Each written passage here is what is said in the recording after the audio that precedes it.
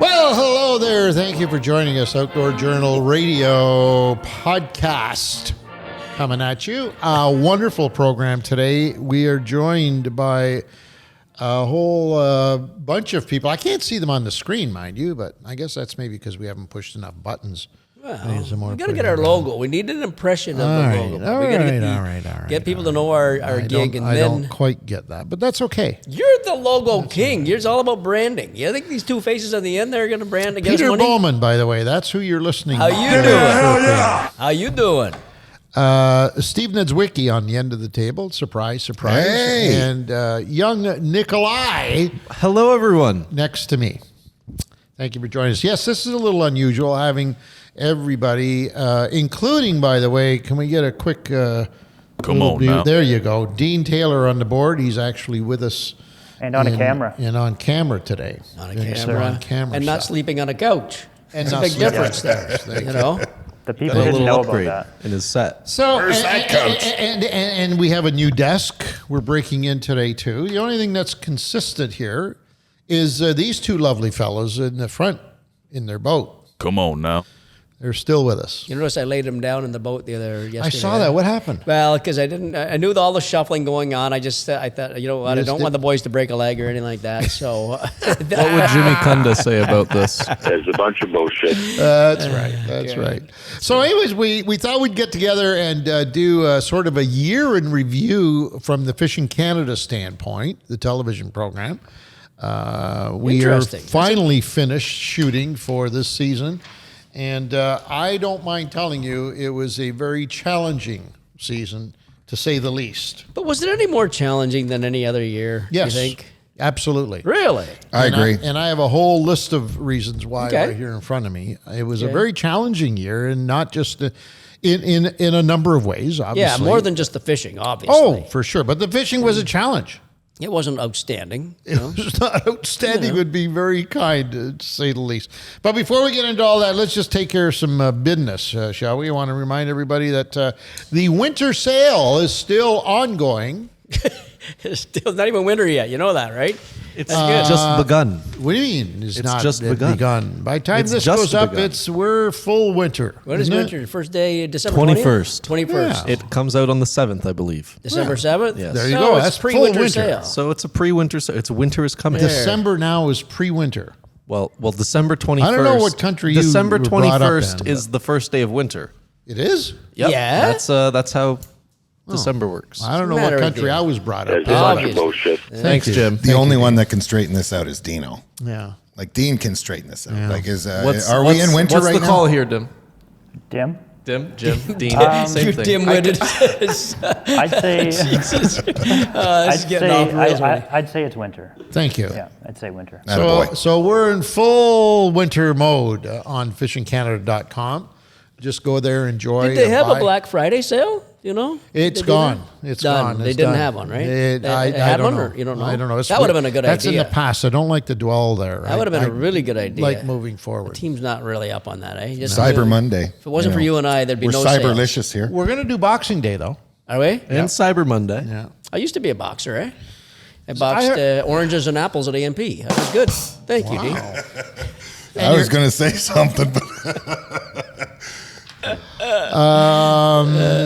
Now you guys are getting me off. Winter. I've got to trying to follow the script here. AMP. ladies and I said gentlemen. AMP. That could How be, long ago was tough. that? yeah. I try to follow a script here. I don't know whether you guys are aware of it or not, but there's people that spend hours every week preparing all of this wonderful Come script, on now. and they're trying to throw me off. Okay. Listener feedback.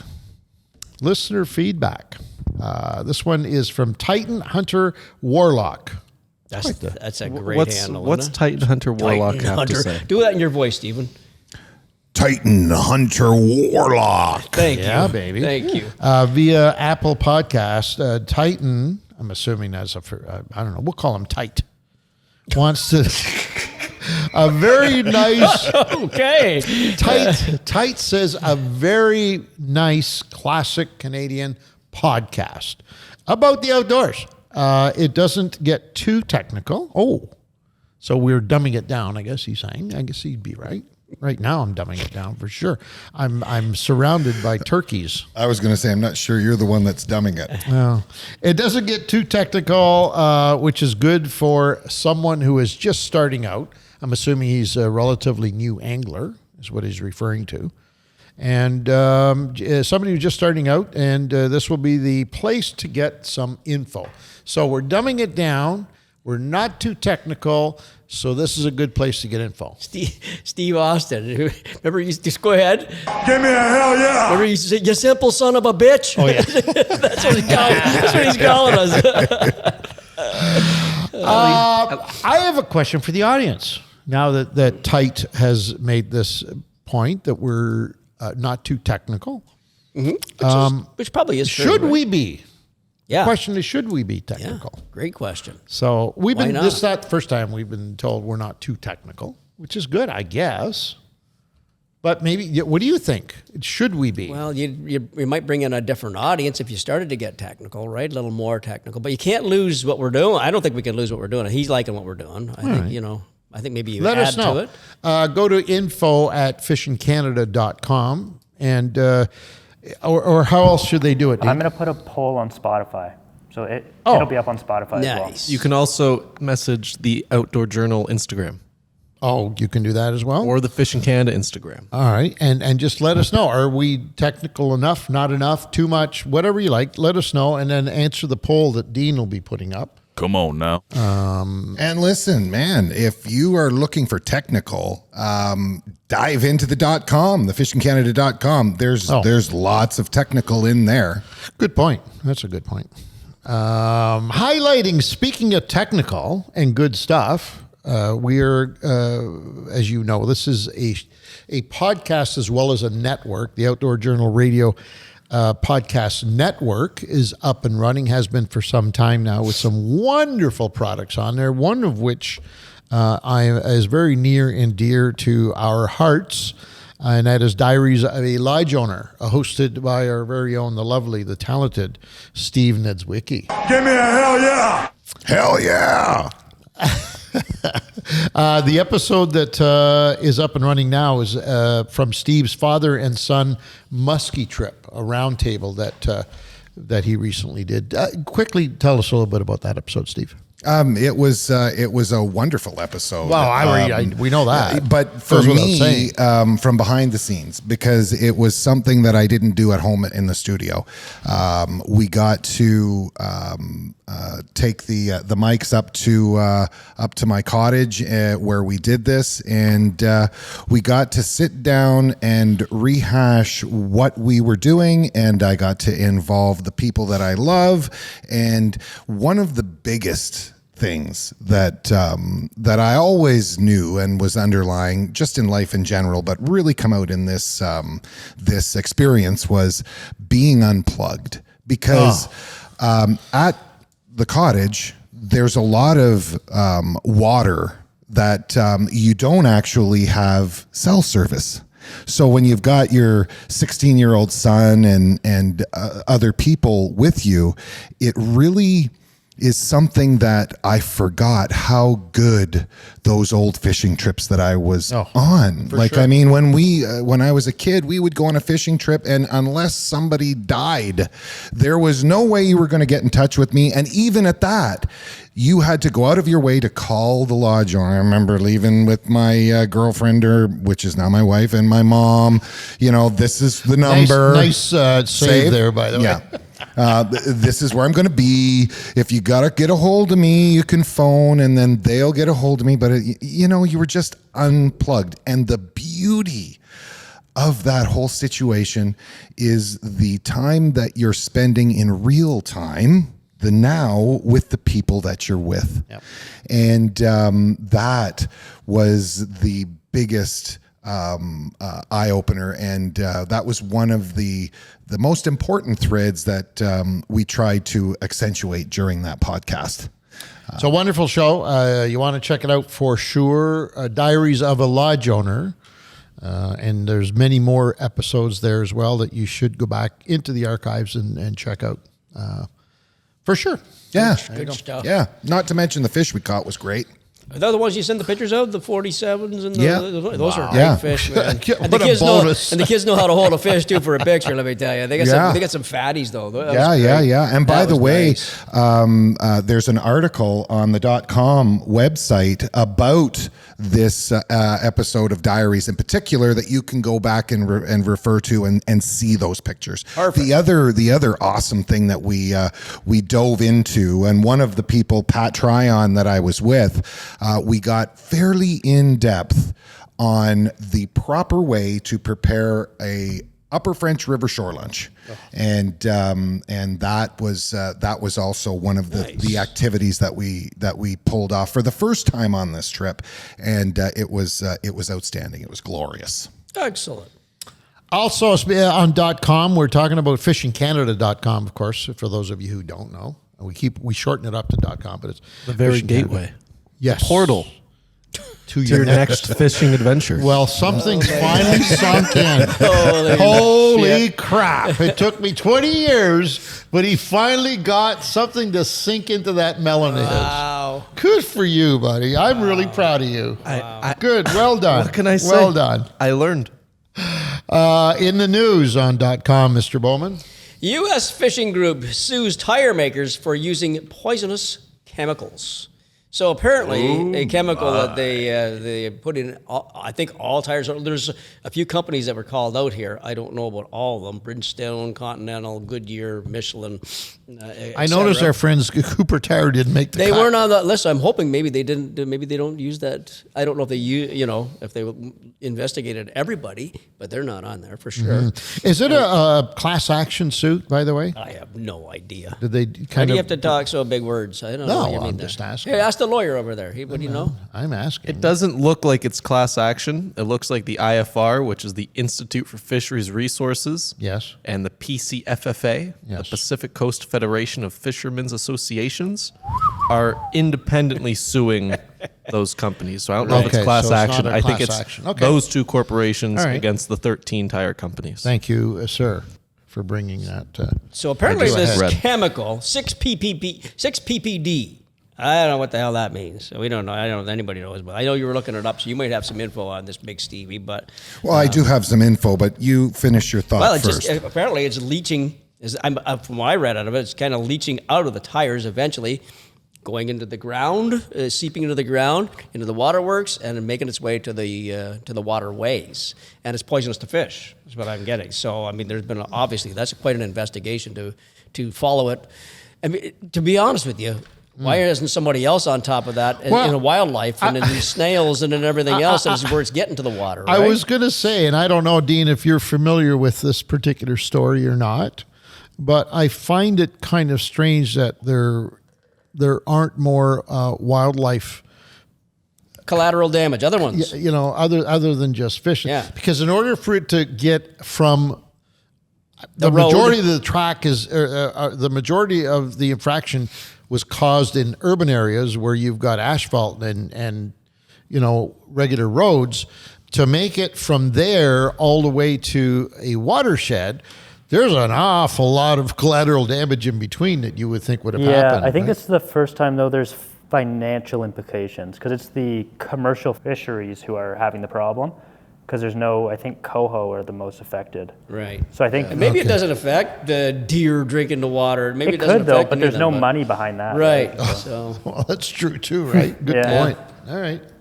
Interesting. what'd you find, Stevie? Well, this when I saw we were talking about this and this hit the news, this is a situation that on a smaller scale that hits way closer to home for me, and the situation is there is a plastics company that with very, very little coverage and with no environmental assessment has opened on the shoreline of Lake Nipissing. Oh, I remember you talking about And this. Yeah. the company uses two chemicals, and they call them forever chemicals.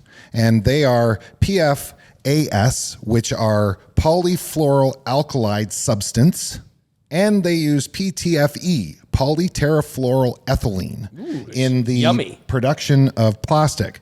And these chemicals have been proven, they call them forever chemicals, number one, because if not disposed of in the proper way, which is expensive, they can last for over 1,000 years.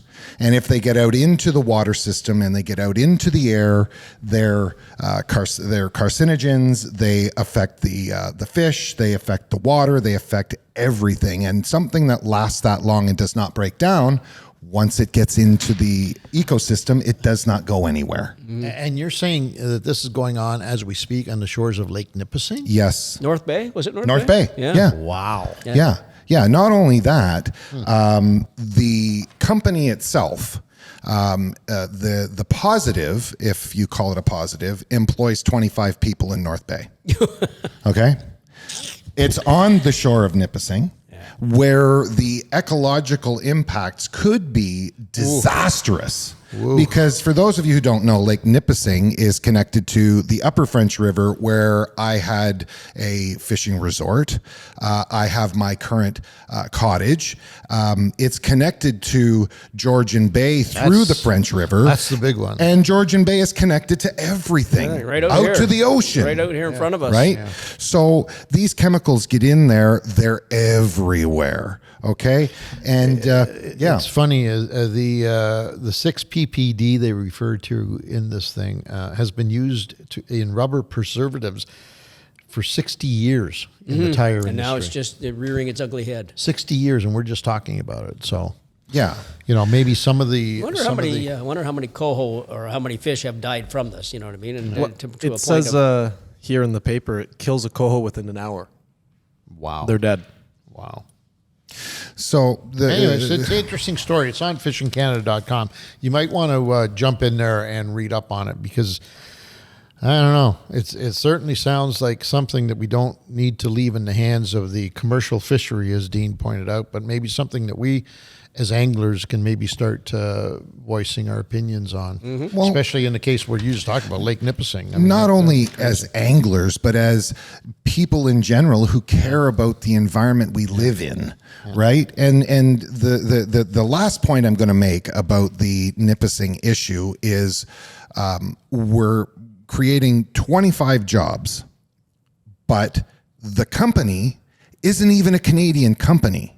And with the potential for disaster, it is so not worth it. how the hell did they even get that approved? Like who? Well, like, I mean, hey, I've personally tried to make phone calls, and Vic, he was Favelli there, Yep, whatever his name yep, is. Fideli. Yeah. Fideli. He won't answer. Doug Ford, I love Doug. I'm a conservative, but they are looking for projects to push through, and this went through. How do they know that you're calling about that? Hey, You're saying you're accusing these guys, especially Vic, of not calling you back. Would you leave him an explicit message telling him why you were calling him? well, I left him a message saying yes, I was calling him directly about this issue, Well, and not I only. know Vic. Okay. What you should have said is, hey, I'm calling you on behalf of our good friend Angelo. He wants to invite you out on a fishing show trip. Give me a call back. Trip up on Lake Nipissing. Yeah. That's the way we do business around Fishing Canada, folks, right there. Am I right? And right in the article I love that was it. written, By the way, Vic That's has awesome. got Vic's name's there. Of love course, it. Yeah. Vic is wonderful. I'd be surprised. Why are you laughing? Vic is wonderful. He is. Why are you laughing? Well, in the I'm article, between it right here. That's why I'm laughing, because in the what he's article saying that is was written, legit. it specifically states that Vic was contacted along with the Ford government, and they both declined to speak to Comment the, on it. comment. I will make a point of reaching out to him myself. Vic, Wonderful. I'm calling you, buddy. Maybe we'll get him on the podcast. I'm not going to make any promises, but I will reach That out would be to him. wonderful. That'd be a wonderful I should one. call him right now while we're doing Let's do this. it. Why don't you? Live. See? That would be the best. It's like the I watched. Curious as to if he would answer. Try it. Why not? Putting him in a bad spot. Exactly. That's okay. We're here to make change. He's If it already was got a my bunch of decision, knives in I'd his already back. have the phone ringing. I'll reach out to him after the show. All right. And we'll see. Moving along to fan question of the week. Before we get into, by the way, what we're going to talk about, as I mentioned at the top of the show, is the Fishing Canada season in review that we just finished. We're going to go over each one of our shoots and kind of dissect it. The reason we have the two folks on the end of the desk is because they were on most of them as well. And there might be some things that maybe Pete and I have forgotten about those shoots, although I doubt it very much, that they may shed some light on. But before we get to that, the fan question comes to us from Leo Badeau from Manitoba. Nick, read us a question. All right. The question is it worth using planer boards? When, why, and where should I consider using them? Great question. Great question. A very underutilized, I think, tool in the fishing community is, but I was just going to contradict what I was about to say. I started using planer boards 40 years ago, and the very first time I used them was on Lake Rosso Right. for lake trout. Oh, wow. Cool. And the reason that we were using them is because somebody had said that it was opening weekend for lake trout, and the fish, ice had recently gone out, and the fish were all fairly high up on the water column. In fact, in some areas, right on the surface in some of the I won't say shallow bays, but bays in that 25, 30-foot depth range. And somebody had said that they were very skittish, and just the sound of the boat and motor coming over top spooked them away, and they would actually scatter. So Glenn Carr, who was with us at the time on the Fishing Canada show, said, "Why don't we go in there with planer boards?" I thought, wow, what a great idea. If in fact they're spooking, and they're and it was apparently at the time they were talking about big schools of lake trout, and as the boat would travel through them, they would spook off to the side. Duh. That's where planer boards live, is off to the side. So we went up there with planer boards, and I got to tell you, I think to this day, it's probably one of the best lake trout experiences I've ever had. Now, not in terms of size, but in terms of numbers, it was just incredible. That's a great story. You and I had a wonderful story with planer boards on the Bay of Quinte. Absolutely. I told Stevie about that one today. So walleye are obviously probably the primary fish of all for planer boards, right? I would think that if you took a poll of all planer board users, aside from the Great Lakes salmon guys, but even then I don't think so, because they're running maybe the main boards, the mast type of boards, where they're so popular. There's two types of planer boards, very quickly. There's a mast that runs out a line of giant planer boards and all the lines attached to that, or there's inline planer boards where you attach your fishing rod, single board per line. Is that what you're using on that one, on that trip? So the advantage is the price, the convenience, and everything of the little inline boards. They're just great. So answering the question, is it worth using planer boards? Absolutely. Oof. Without a doubt, absolutely. On walleye, absolutely. The couple of reasons that I do it for is one of the most obvious reasons is what Ange is talking about, pressure.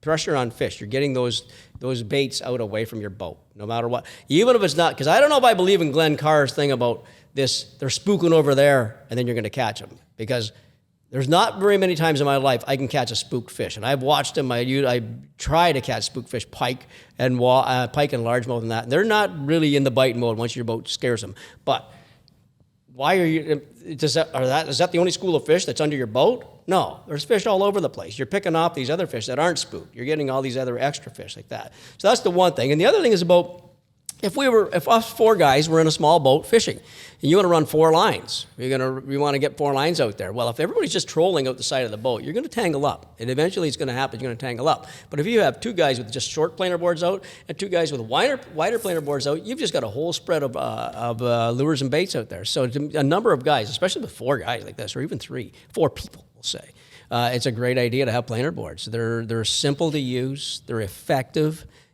They're not foolproof. You get tangled up sometimes. You got to learn what to do, and you're going against the wind versus with the wind, et cetera, et cetera. But fantastic tool for fishing, for sure. Well, and if I can jump in on this one too, I don't very rarely want to debate anything you say, Peter. But you Why said, not? He just poo-pooed Glenn Carr's theory, but you don't want to debate him. No. But when you say planer boards, Sorry, Glenn. walleye. Sorry, Glenn. But when a trout spooks, man, I'm telling you. That's Sorry, nasty. Glenn. When you said walleye, Yeah. Yes. I would Beg to differ? contest the fact that muskie anglers and muskie. So you're saying more muskie anglers use planer boards than walleye anglers? Well, no, I'm just I've not never seen a muskie angler with a on planer Lake St. Clair. Oh, St. Clair, Yeah, yeah. Jimmy- but Jim but see- Fleming.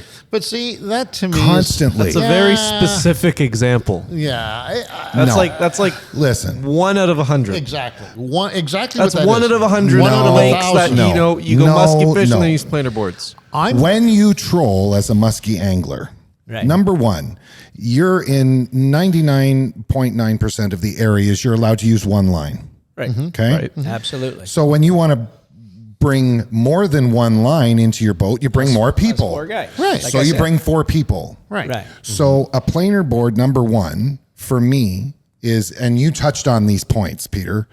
Number one, it enables me to spread the spread out to, first of all, cover more water. Without question. Cover more water. You run 2 lines off the back corner of the boat, and then you run your planer boards out beyond How many guys you got in that boat? 4. I try and put 4 people. I can effectively troll in my 20-foot aluminum boat with 4 people and run 4 lines. But Imagine out in zone 20, past the Adolphus, where you're allowed 2 lines per person. You know you're well, going to push that's where it. the planer boards come into. Oh, yeah, you can or do the it. masts, right? Right. Right? Because I'll tell you what, if you're trying to clip the planer boards on your line and then run more than 4 boards, You're it's done, but it's very specialized. For and sure. and the technique that you use when you're running 4 lines, including 2 planer boards, Peter said it's easy. They're easy to use. Yes, the planer boards are very easy to use, but when you're running muskie baits, they're not easy to use once you get a muskie on and you're trying to keep your spread out and you're taking the throttle off and now you're kind of drifting and all the lines are going all over the place, right? Suicide.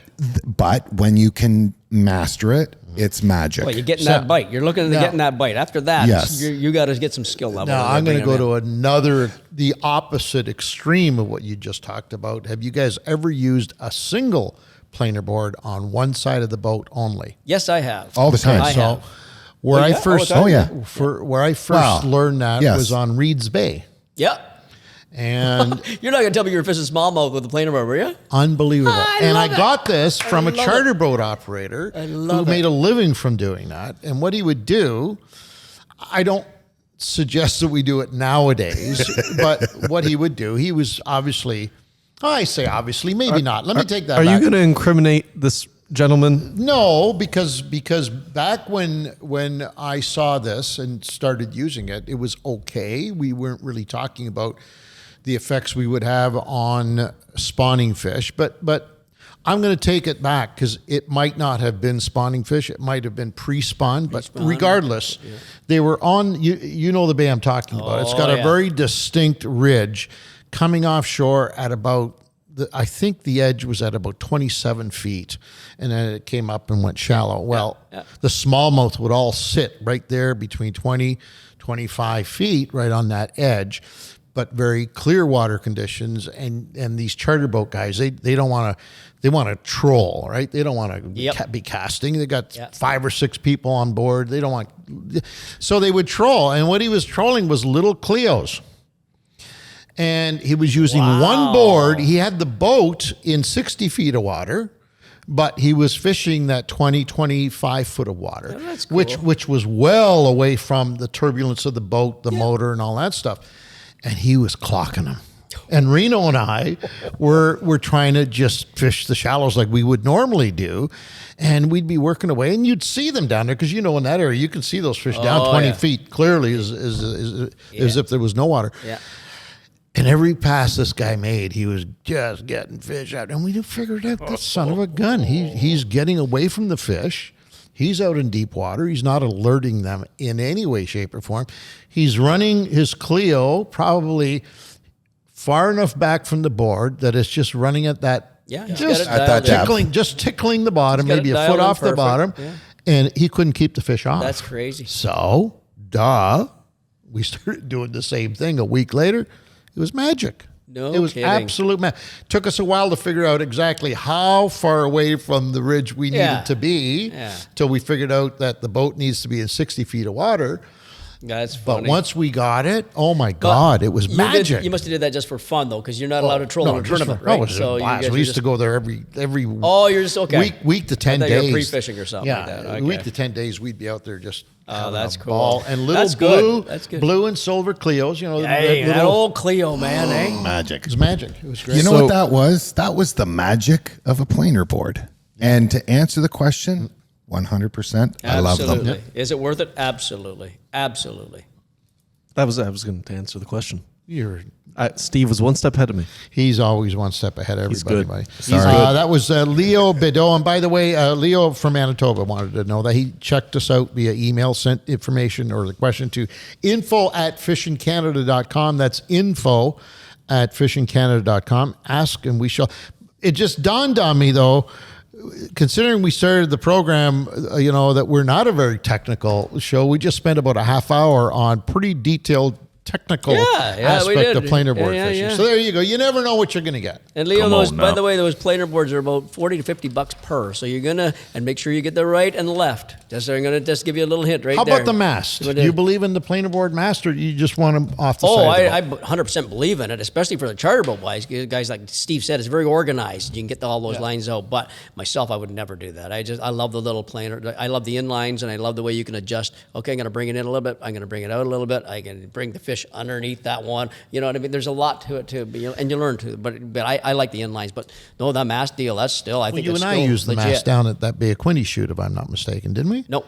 No, we tied them off. No, the they were side in boat? lines. Yeah, they were in Yeah, lines. and for me too, quickly on that, the mast is a structure that you've got to build into the back of your boat. Right. The inline planer boards, I store them in a little compartment in the floor of my boat, and they're always there. They're hiding, and whenever I need them, I open it up, pull them out, You put them must on. need those big boards though. They are bigger. Bigger, for sure, they're for muskie, probably right? about a foot long. Oh, I've Those ones. used the big ones. They're, oh God, they had to be 20, 22 inches. Oh, those are big, the massive. mast ones, right? Yeah, with the mast. these- Yeah, the mast. ones he's These are got- inline. Inlines are making now bigger ones and bigger ones all the time too now. So that's what he's probably running. They're not the small ones. The small ones are about 6 inches, maybe.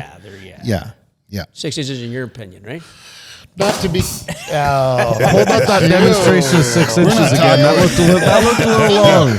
And he's not feeling well. He's under the weather, and he still comes up with stuff. every now and then, boys. yeah. And every You're now and such a then, wit. boys, I save it up for moments like this. A nitwit is what you are.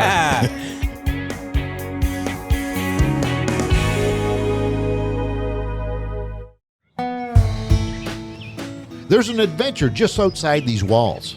It's something you'll hate to leave and can't wait to get back to. It's a place where memories are made and bonds are forged. For some, it's hitting the trails. For others, it's a weekend at the lake. It's a place full of campfires and quality time. This year, take some time to reconnect with friends, family, and nature. No matter what adventures await you, Coleman has the gear you need. Visit colemancanada.ca to gear up today. The outside is calling. Answer the call.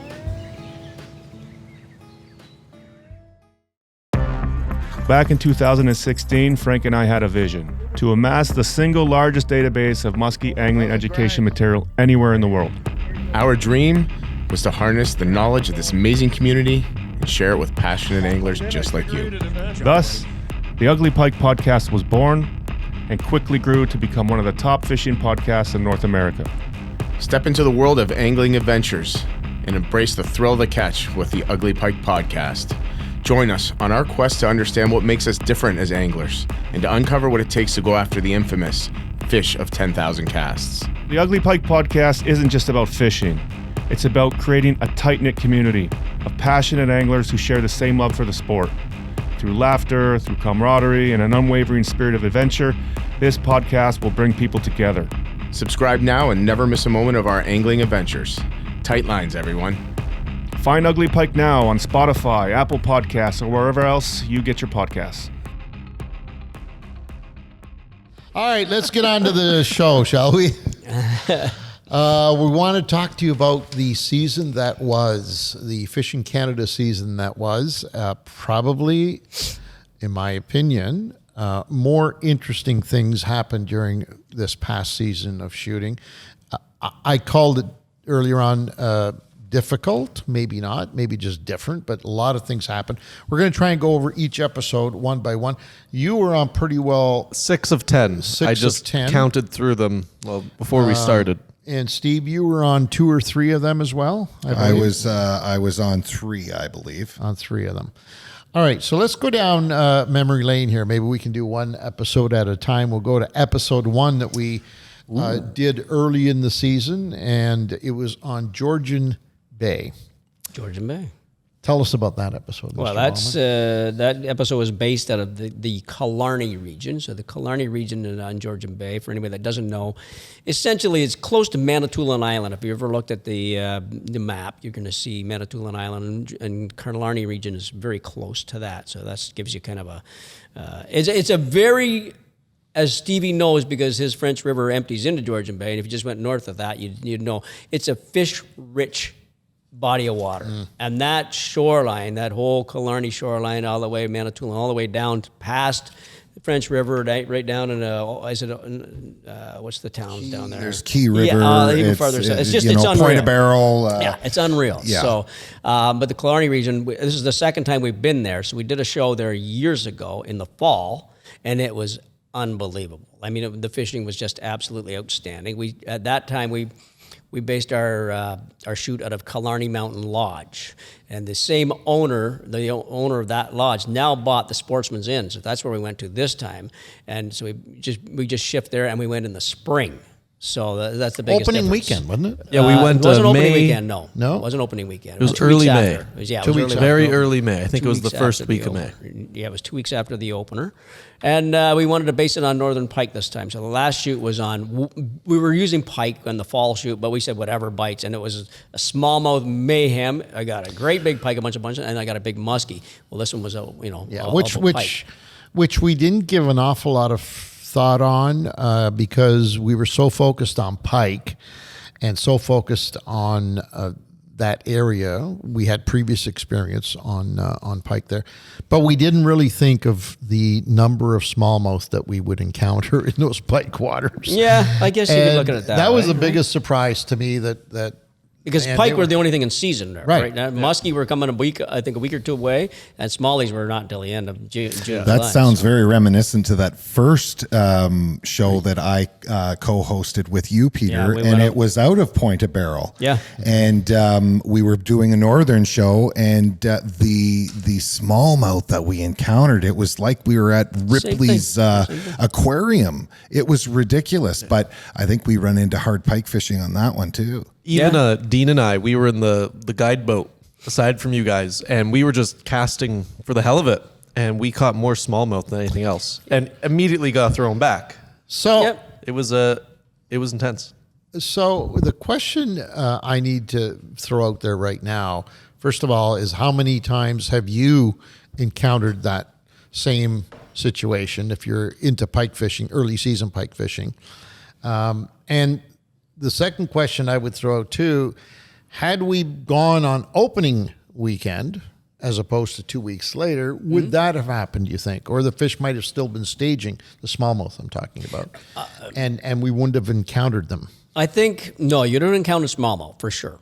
Without a doubt, from that 2 week period, that was recommended by Red the guide. He said, let's give it 2 weeks, guys, and let's let them get off the post spawn and let them get back on a bit of a bite or something, because the guy knows. I mean, this is Red Proof from up there, and he's lived there his whole life, so he does know the fishing up there.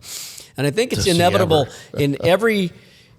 Look at the locals up there. If you were to say no, you can't go pike fishing because the smallmouth, well, you'd be knocking the shit out of them right there. You'd be taking away a big deal, right? They have to do what we did. They have to get responsible and say, okay, there's too many smallmouth here. Let's move over here, which is what we did. And all of a sudden, boom. And Dean just watched the episode yesterday. Volva's just finished it, and we're sending it to Joe. And the Volva really depicts what we encountered. We went in there. Oh my God, the smallmouth are in this really shallow stuff where we thought the pike were going to be. We got to get the hell out of there. We move out. We found that point.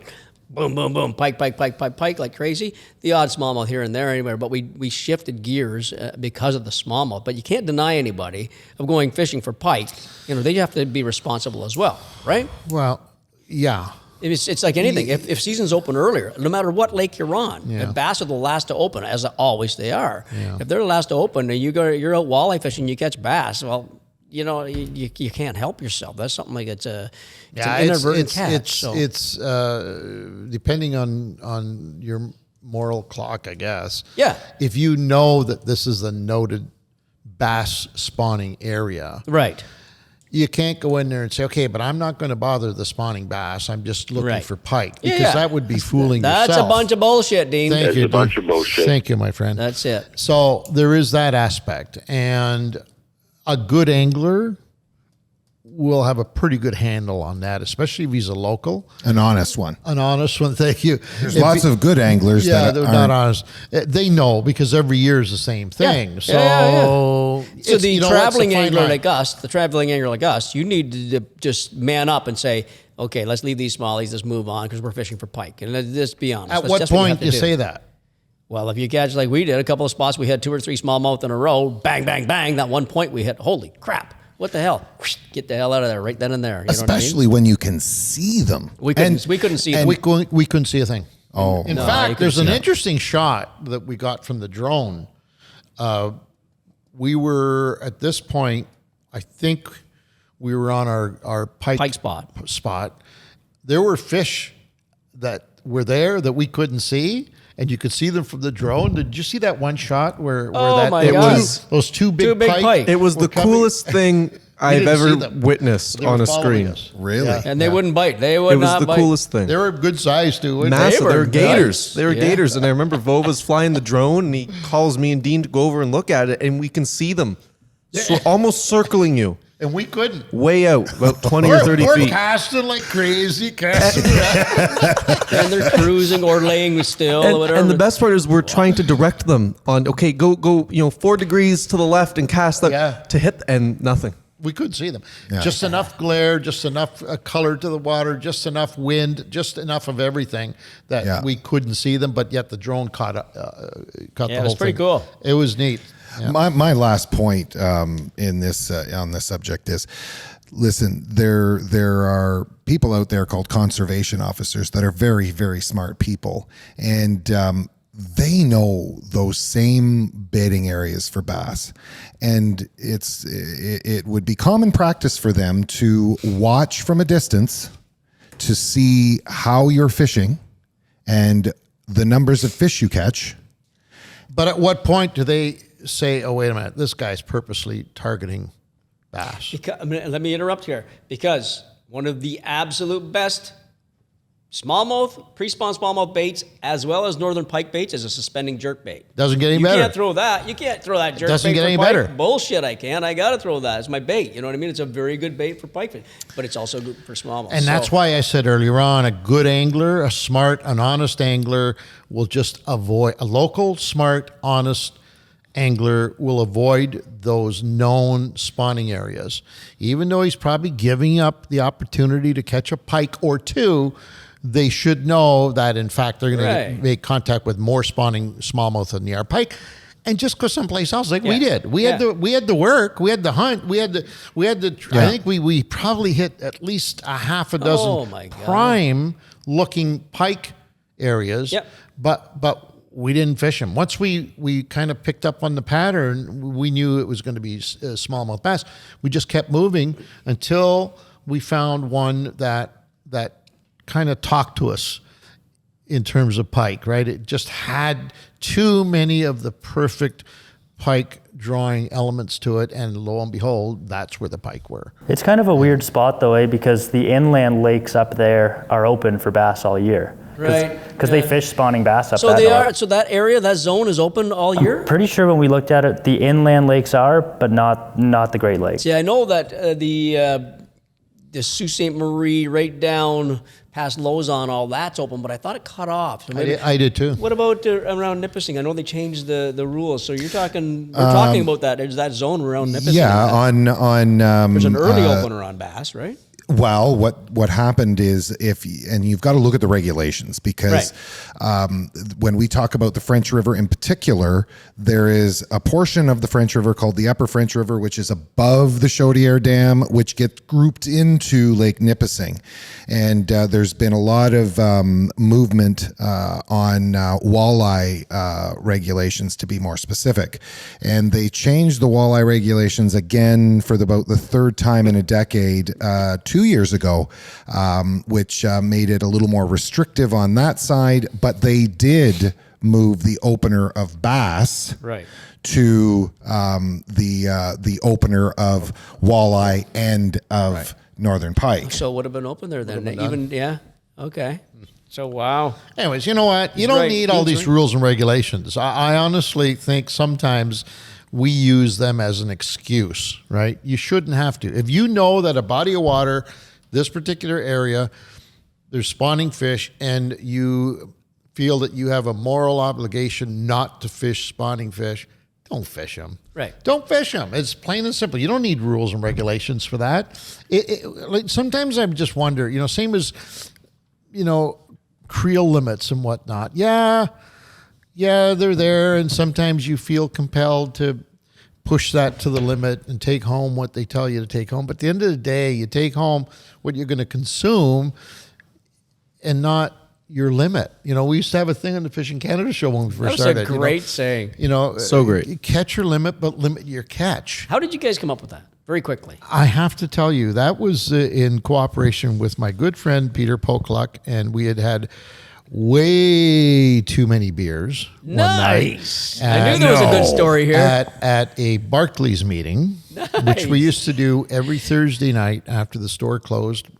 I think we closed at 9:00 on Thursday evenings. Anyways, the partners would get together with a box of beer, and we would talk about the week that was. And about a half hour into it, we would probably start getting off topic most weeks. And a good thirsty Thursday. Yeah. Every Thursday. Well, no. We didn't consume the box every Thursday, trust me. But every once in a while, we'd come up with a little gem from those meetings, and that was one of them. That was a good one. Catch your limit, but limit your catch. And then we put it on the air, and it caught on, and I think for about a decade, that was our motto. I wonder if you lost any fans out of that. The guys the rednecks that love keeping and killing everything. For sure. There's guys. And that's what I was going to say. I can hear it. Just because you're allowed 6 walleye, or just because you're allowed to fish pike in an area that predominantly has spawning bass, doesn't mean you have to. That's right. It's because you can, doesn't mean you have to, right? So. No, for sure. And listen, a lot of people out there think, well, if I fish here, I'm just going to let them bass go right away anyway. Yeah. But the reason that it's devastating is you're pulling those bass off of the beds, and those bass aren't actually eating your lure because they're hungry. What they're doing is they're protecting a cloud of baby fry. Or eggs. Yeah. And when you pull that bass off of the nest or around the fry ball, it leaves them exposed to every other predator in the neighborhood, including other bass. And you could, by catching one fish, kill hundreds of fry. Yeah. And that's the moral issue with that. Yep. That was episode 1. That was a long time for the first episode. Number 2. Uncle Mark's Outpost Camp. This might have been my favorite. We've talked a lot about this one. We have. Two full we talked about episodes. it a lot. We did a whole 2 podcasts on this, didn't we? So we won't spend a whole lot of time. I will tell you this.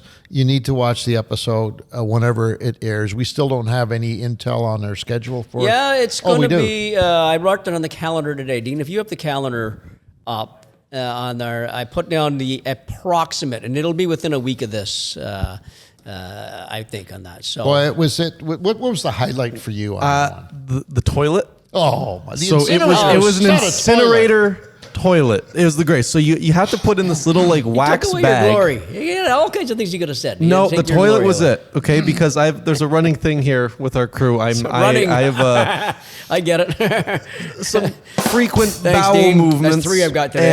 And basically this toilet incinerates whatever you put in it. It was great. It was the coolest thing I've seen. What are you children doing? He's got OCD. What are you children doing? I got scratches on. I got scratches on my phone. And he's trying to. We're in a clean my- kindergarten trying to class, for clean my Christ's phone sake. off. He's sick. Hands off, gentlemen. I shouldn't even be sitting Hands here to with yourself. him, okay? Hands to yourself. All right. The toilet. Yes. That's the end. The incinerator incinerator. toilet. Wasn't it a Canada. toilet? It was an Poor incinerator toilet, and it was the greatest thing Have ever. you ever That- seen one, Steve? No, I Oh my didn't God. get an opportunity to experience this Oh my magical God. piece of equipment. Nick took your spot on that shoot. I did. Son of a bitch. And on that's the okay. incinerator as well. I'll tell you what, I don't mind the old-fashioned outhouse. Honestly, Wow, I don't. I can't. I have no We problem. got 3 guys here, and I know there's 3 guys there because the Volvo wouldn't either. So we got 3 and 3 here that don't mind it versus hate it, sort of thing. I like it. I didn't I even do go too. to the outhouse. Dean The likes it. incinerator was that good. There's nothing like Give a me spider crawling give me underneath give me your a hell sack. yeah for the Give me incinerator. a hell yeah. Thank you. And a bunch of bullshit for that outhouse. It's a bunch of bullshit. Thank you. So, very quickly, though, we've talked about it time and time again, but obviously, Lake of the Woods is where we were on. I don't even know if we mentioned the word Lake of the Woods yet. So, it's a, and the biggest discovery we had in that whole trip was the rusty crayfish invasion. It's an invasive species now that's up there, and there's a whole story to it. And we just finished. Volvo just finished our offline of that one as well, and it's a very interesting show. What he's got brewing up there and what we covered, and that we got an interview with Gord Pizer in there on the rusty crayfish. There's a Of course, lot we in have- that episode. Yeah, we have Jay Siemens in there, of course, the owner of the camp and all that. It's a pretty good. Yeah, there's a lot. There's got- jumbo perch, walleye, smallmouth, pike, I think, in there. So there's a lot of. It was a mixed bag, but Yeah. I remember we put the aqua view down and we got this shot of this like convoy of rusty crayfish. It was like they were migrating, and at one point they started attacking the camera and chasing it, and it looked like a zombie movie. Yeah. Because Yeah. the water was just murky enough that you couldn't see into the distance. Right. Black and white then image black and and white, everything, yeah. and then you'd have a claw come out, or something try to attack you, and it was kind of terrifying to watch. Yeah. But interesting to see if that makes it into the show because it was such a. And cool... we have some shots. We have some B-roll shots. Volvo took up Oh, yeah. that. So Just, they'll go and they'll see people will see the rusties down there. So. Just crazy But numbers. really, the highlight of that trip was the Outpost camp itself. Yeah, it's not just an incinerating toilet. We're talking. It's got everything. Well, we're talking the incinerator. That's beautiful. The beds. We're talking air conditioning. We're talking a dedicated ice maker.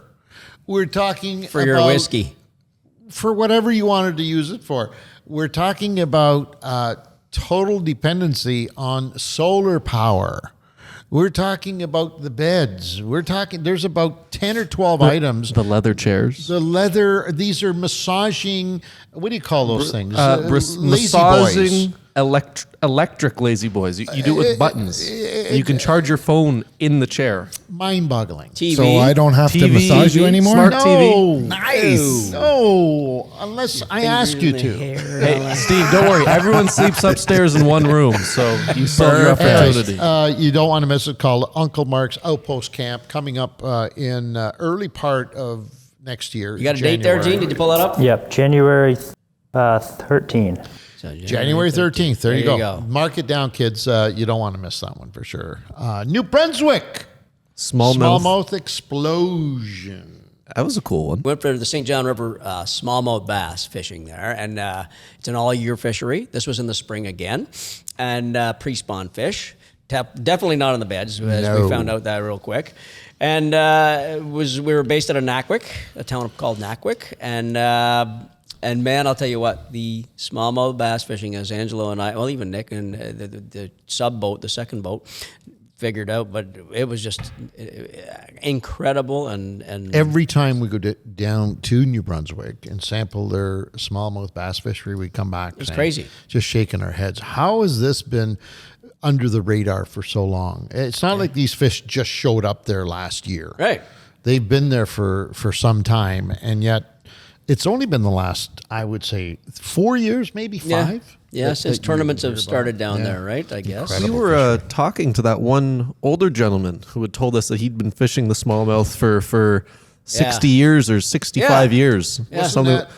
And he actually, funny story with that. We were doing just interviews, like some headshots for the show, and this older guy came up and started talking and telling us stories about how he was a kid, like 12 years old, fishing smallmouth in this area. And we ended up interviewing him. Boy, he was a great And interview. he was ridiculous. He was a great interview. Turned out to be one of the tournament anglers' fathers. Tournament organizer. Organizer's father. Yeah. Who we had no idea at the So time. you're going to see that on the episode. What a great interview that was, because Yeah, it was good, he shed yeah. a lot of light. We had been told that these smallmouth had made their way into New Brunswick either through anglers inadvertently bringing them in and stalking them, and then we heard another story about them making their way down the St. Lawrence and all kinds of stuff. But it all had been recently done. Here, a guy comes in, he says, oh, hell, I was 12 years old. I was just a kid. It was in the 60s that my dad would take me down here to fish for smallmouth. So they've been there all along. What we didn't know, and we found out at this tournament, that there are some huge largemouths there, too, which we are going to, it's already on our calendar. We're looking into it, yeah. We're looking into it. We had an image shown to us on a phone of this kid holding an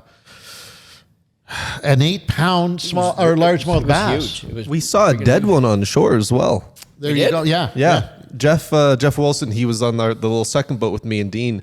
We had to stop for a bathroom No break. kidding. And I think it was Dean. Did you see it, or was it Jeff that saw it? I don't remember this at all. Someone on saw that it. one point On the where, one point. where a river, there was a little side river coming in. That must have been working. Wow. You were sleeping, is what you're saying. Dean, I know you were working. no. Dean writes down everything constantly. He's like a video camera, but in a notebook. Anyways, it was another. Dean was Nick and Jeff hitting the bong at the time. Were they No, I can't talk crack pipe? about any of that. No? Okay. Dean signed an NDA. But anyways, there's a good population of largemouth bass. Now, nobody's fishing for them, but they are there in New Brunswick. So for those largemouth bass anglers listening to this, Get ready. Get ready, because it's going to explode. And all it's going to take is some intelligent largemouth, no disrespect to the local anglers, but it's going to take some intelligent largemouth bass anglers going down there a few times to find these fish, and it's going to be wild. Yeah. Those, you know what? The local smallmouth guys, though, they'll learn real quick. Once they Soon. hear it, they're going to go, Yeah, boom, okay, yeah, here's what we yeah. got to do for that. If they've never fished largemouth before, they'll learn quick, for sure.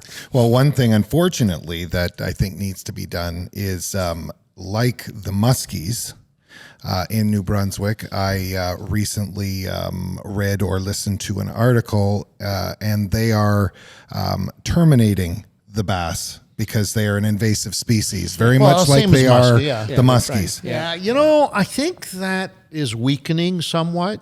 The more people start saying, what the hell are you guys thinking of? Yeah. I'm That one big bust, right? That That thing, I think that really changed the attitude. Is of a lot that of the people. one? Maybe it was you telling me about them pouring the. And the lady caught. Yes, that's right. It was on the .com. So we did an expose on that, and I think that's kind of changed the bleak outlook for bass in the province of New Brunswick and muskie, by the way. And muskies, yep. I think there's been enough local pressure now applied that they've changed their mind. And then once they saw and continue to see the results that bass and muskie are bringing to that province in terms of tourism dollars, because it's all about greed, let's be honest about it. Once they see the number of people that are spending money in the province on these two species, I think they're changing their mind, you know? And Well, that's good news. I think they need to, right? They need to to open up the eyeballs a little bit, for sure. the Atlantics may or may come back.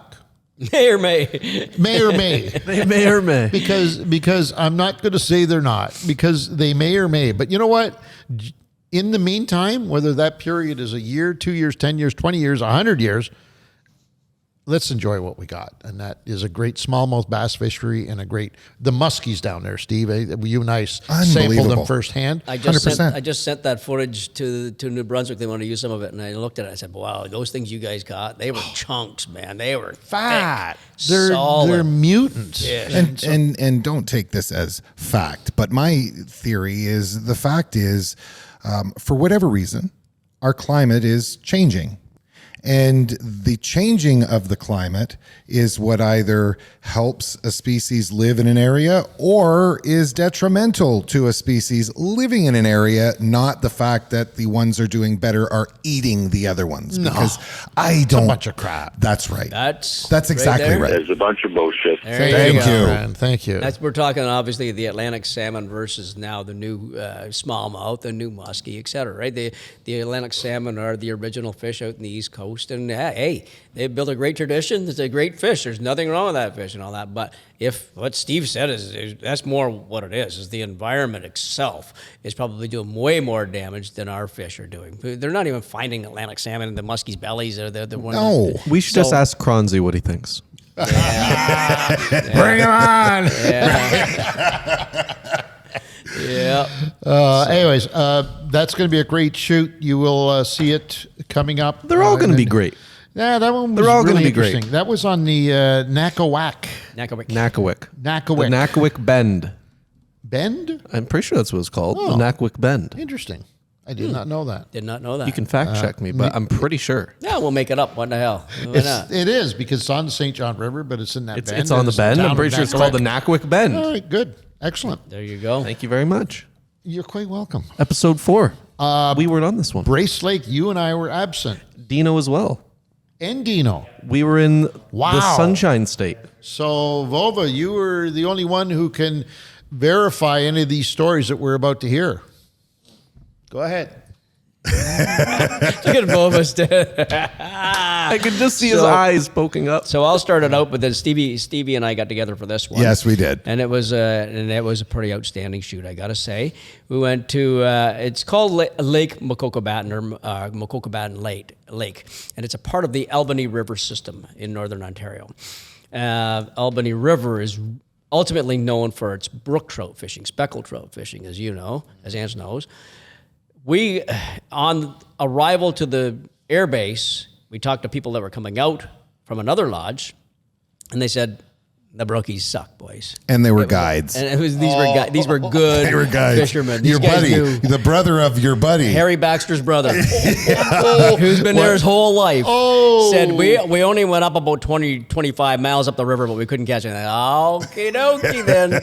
So we were thinking, brook trout first, and then we'll get some walleye and pike to fill in the show. So that was the first knock in the nuts right there. You know what I mean? We thought, oh my God. And then but when we got there, we hooked up. It was Brace Lake Outfitters is the outfitter over there. Check them out because they are very good at what they do. Kyle Poliski was with us, and he came in with us to Steve. Great and I. guy. Yeah. And he said, you know what? If the brook trout are that bad, guys, let's do walleye. And we thought, okay, how is the walleye? He said, oh, you wait and see. You go ahead. You can start talking about the walleye. Yeah, there was big Macokabatten and little Macokabatten lakes, and we were on the little Macokabatten. And the first day, we ended up trying, and it was a bit of a trick to get out into the big lake, and the weather wasn't conducive to that. So we fished the little Macokabatten, and the weather, it was our first day trying to figure things out. We were like, oh my God, this is turning into a bit of a tough deal. Surprise. Surprise. Right. And we worked that first day, and correct me if I'm wrong, but I don't think we had a fish on camera that was usable. Probably not. They were borderline. That little current area, we might have got some in that current area. Yeah, maybe. Yeah, and then the next day we got out, but it was rough again. I think it was in the evening, or no, it was first thing in the morning when we went across to the Wee Creek, the river that was running through there. Right. And we were fishing walleye in the current, and you'll see on the show the way that we were fishing was awesome, but it was a little difficult because we kind of had to try to position the boat, and I was at the tiller in the current, and then we were vertical jigging through a fairly tight area, but right away we got into a couple of real nice ones. Yeah. And then talk about, we always talk about the boat spooking the fish.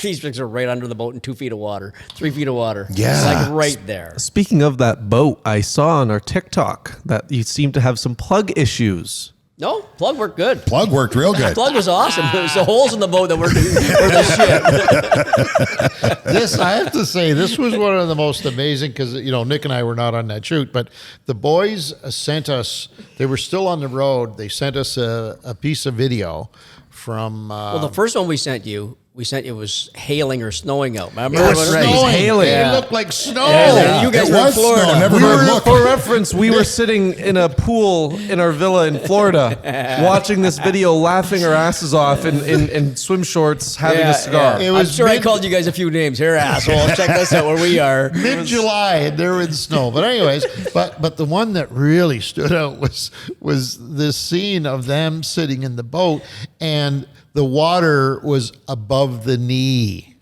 above the knees. Well, almost. Yeah. And it Almost. looked like it from where I was. Below Steve's knees, above Pete's waist. I drowned in the Listen, boat. first of all, I'm going to assure everybody listening and watching that those boats are being replaced for next year. I think they've been replaced. I think they've Kyle already has been already replaced. got- Kyle's got it upgrade looked him. after. Yeah. But it was handy in a 14-foot aluminum to have a live well. And that live well, You used that well, buddy. yeah, we for our Shore shore lunchers. lunch day. You had fish swimming around in the My boat. feet.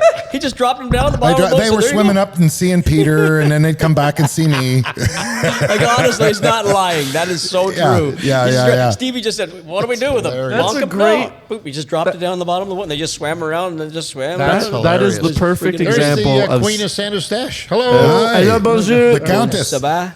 That is the prime example of innovation. Mr. Yes, Steve.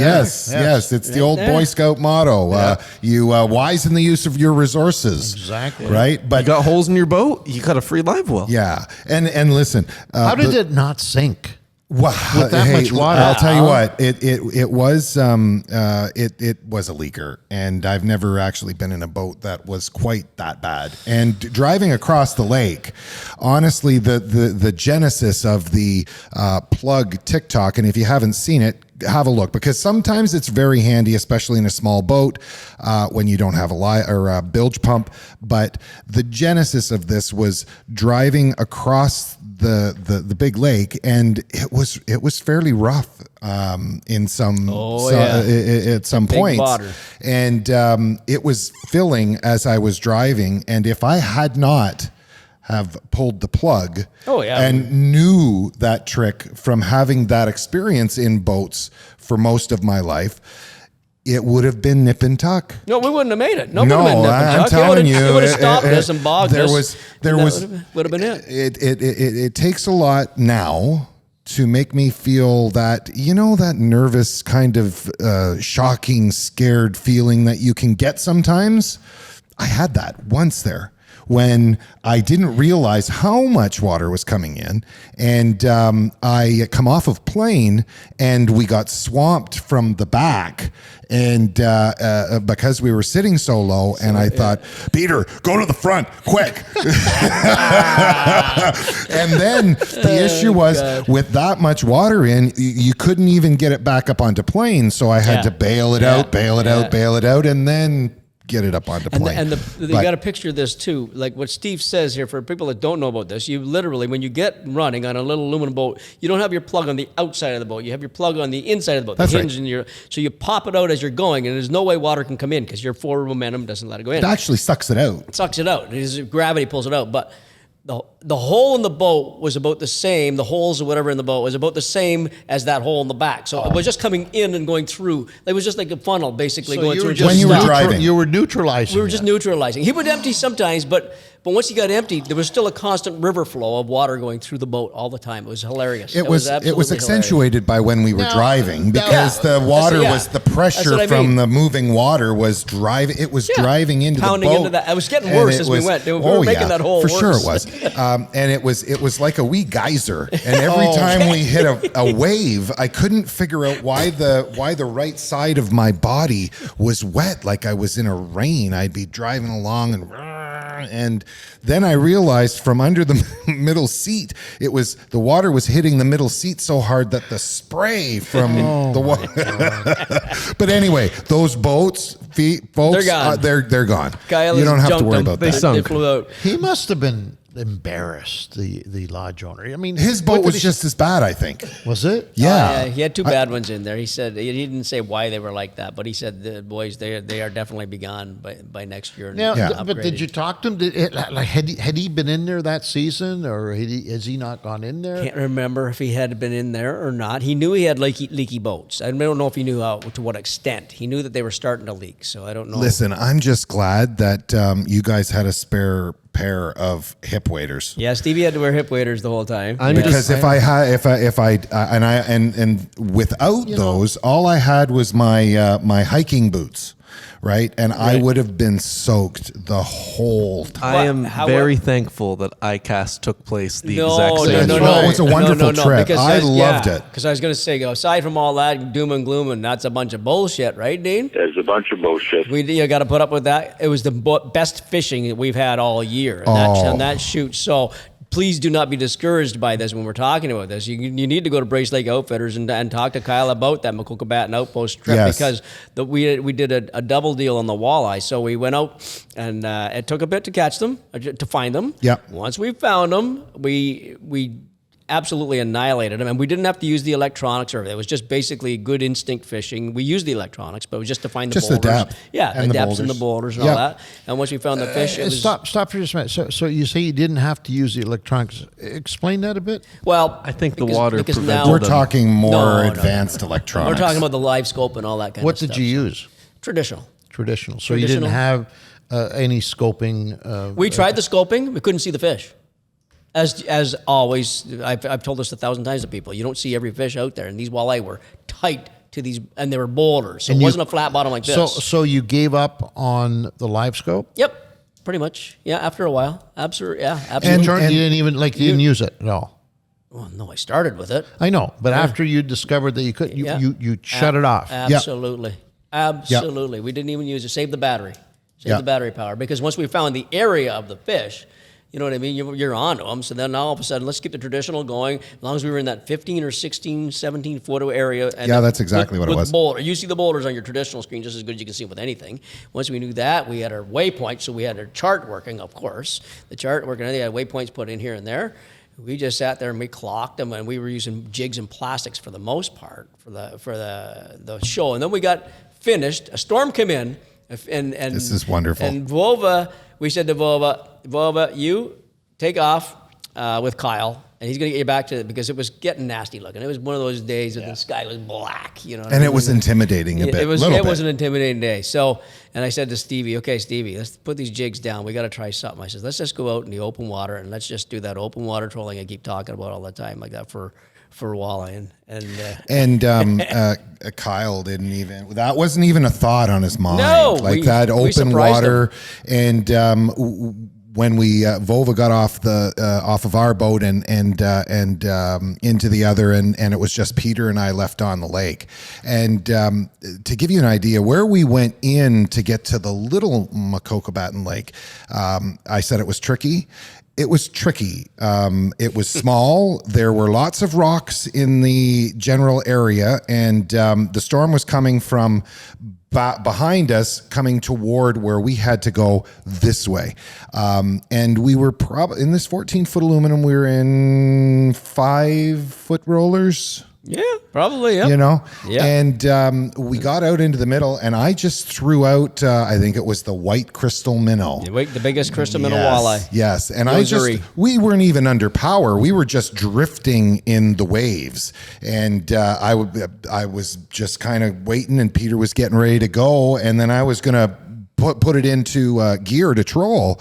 But just the waves, I got one on right away. Mm-hmm. And and these fish, we spanked them. Like, we really pushed it to the end. That storm got kind of close. It was fun though. Oh, it was a lot of fun. They were all 4 to maybe 6 pounds, 7 pounds. Yeah. Nice. Maybe they were better. Big as like if we'd had a second shoot to do, if Vova hadn't taken off, or not taken off, but if we could have used him out there, we didn't want to. You could have never shot in that water. No, it was just like it was Did you get any of those fish on the show? We got some nice ones. No, all the jigfish were nice too. Oh, were they? But I Yeah, think oh, there was a yeah. little better average on the trollers. Maybe We got eh? some nice jigging. Yeah, we did. We did. We did. caught once we got on to the depth. We had focused in shallow water at on sandbars and the mouth of the one creek coming in. They just weren't shallow. They weren't in that 5 to 8 feet of water. We found them in 15 feet of water and rock and the boulders. Those were the two keys were like 15 to 17 feet, but you needed to have those noticeable boulders on the bottom. Yeah. And we didn't see them. And Pete was doing a lot of casting and letting the jig fall and then working it back towards the boat. On the French River, we don't do a whole lot of that. I was just simply dropping it straight down right below me. Number one, because I had the motor, which it's a little easier to control the boat at that, but I was doing every bit as good directly underneath the boat. And we did. I think the biggest one we got would have been that 7-8 pounds for sure. So. I think you're right. Like they were getting close to 30 inches long. They were big. That was it, like you would love this fishery. You would go nuts for it. And the best part of all, to end this, so we went back to the camp after meet Kyle and Vova, and we told him what we did, and the running crankbaits, running these yoseries in open water. And he goes, "What?" Yeah. He says, "In open water?" I says, "Yeah, in open water. It was suspended." No. He could not believe it. I surprised the hell out of him with that. And I thought, wow, that's so cool that that's a tactic like that. Well, it's given them an opportunity to go out. Oh, I told him. Maybe experience. I said that, buddy. himself, You right? got to go out, and there's a whole other bunch of fish there, a whole world of fish out there that you can capitalize on. So, great Sounds shoot. like Great a shoot. wonderful episode. Wonderful shoot. We are looking forward to watching it. I am because dying to see it. Our experience was not quite as exciting. We hit some nice, interesting patterns down there as well. Yeah, like the cigar shop. I was Well, going to say, you know, there was the cigar shop and the convention center and a couple dinners. Yeah. we were working too, by the way. Don't go sending We in were any working nasty very, messages. very hard. Very We were hard. at the, We were the hardest ICAST. workers. Yes. The hardest. The hardest workers. Okay. Yeah, we had a great job. I think the highlight for us during that period was that wonderful moment that we had interviewing Jimmy Houston and Roland Martin. That was at the same with- time with in a Walt- ho- with Walt Walt sitting there. at the same time in boy. a hotel room. It was magic. That man. was It was, that was one of the coolest moments to witness. Was it mayhem or no? It was a lot of Jimmy controlling the conversation, which was very funny. Dean, do we have that episode number? Sorry. No, not off the top of my head. I'll link it in the description. Link it in the description was- because you need. If you haven't listened to that podcast, you're missing a once of classic, a yeah. once of. I don't think it'll probably ever happen again. It certainly hasn't happened up until now, where we had both of these two In a legends hotel room. In a hotel room. Just we showed up to their hotel room and we had very limited, production capability there. And you wouldn't have offered him a cocktail, would you? I was just Oh, about to ask. don't you I worry. just Them about to boys ask were him, Stevie. cocktailed up well before our arrival Oh, it and was funny. well after our departure. Yeah. They were doing good. We They were doing cannot good. confirm or deny that question. All right, moving on. The fifth episode we shot was I'm going to say is going to be a highlight in my fishing career because of the uniqueness of not necessarily of the fishery, but what happened on that shoot with the muskie. Oh my God. There is absolutely no question about it.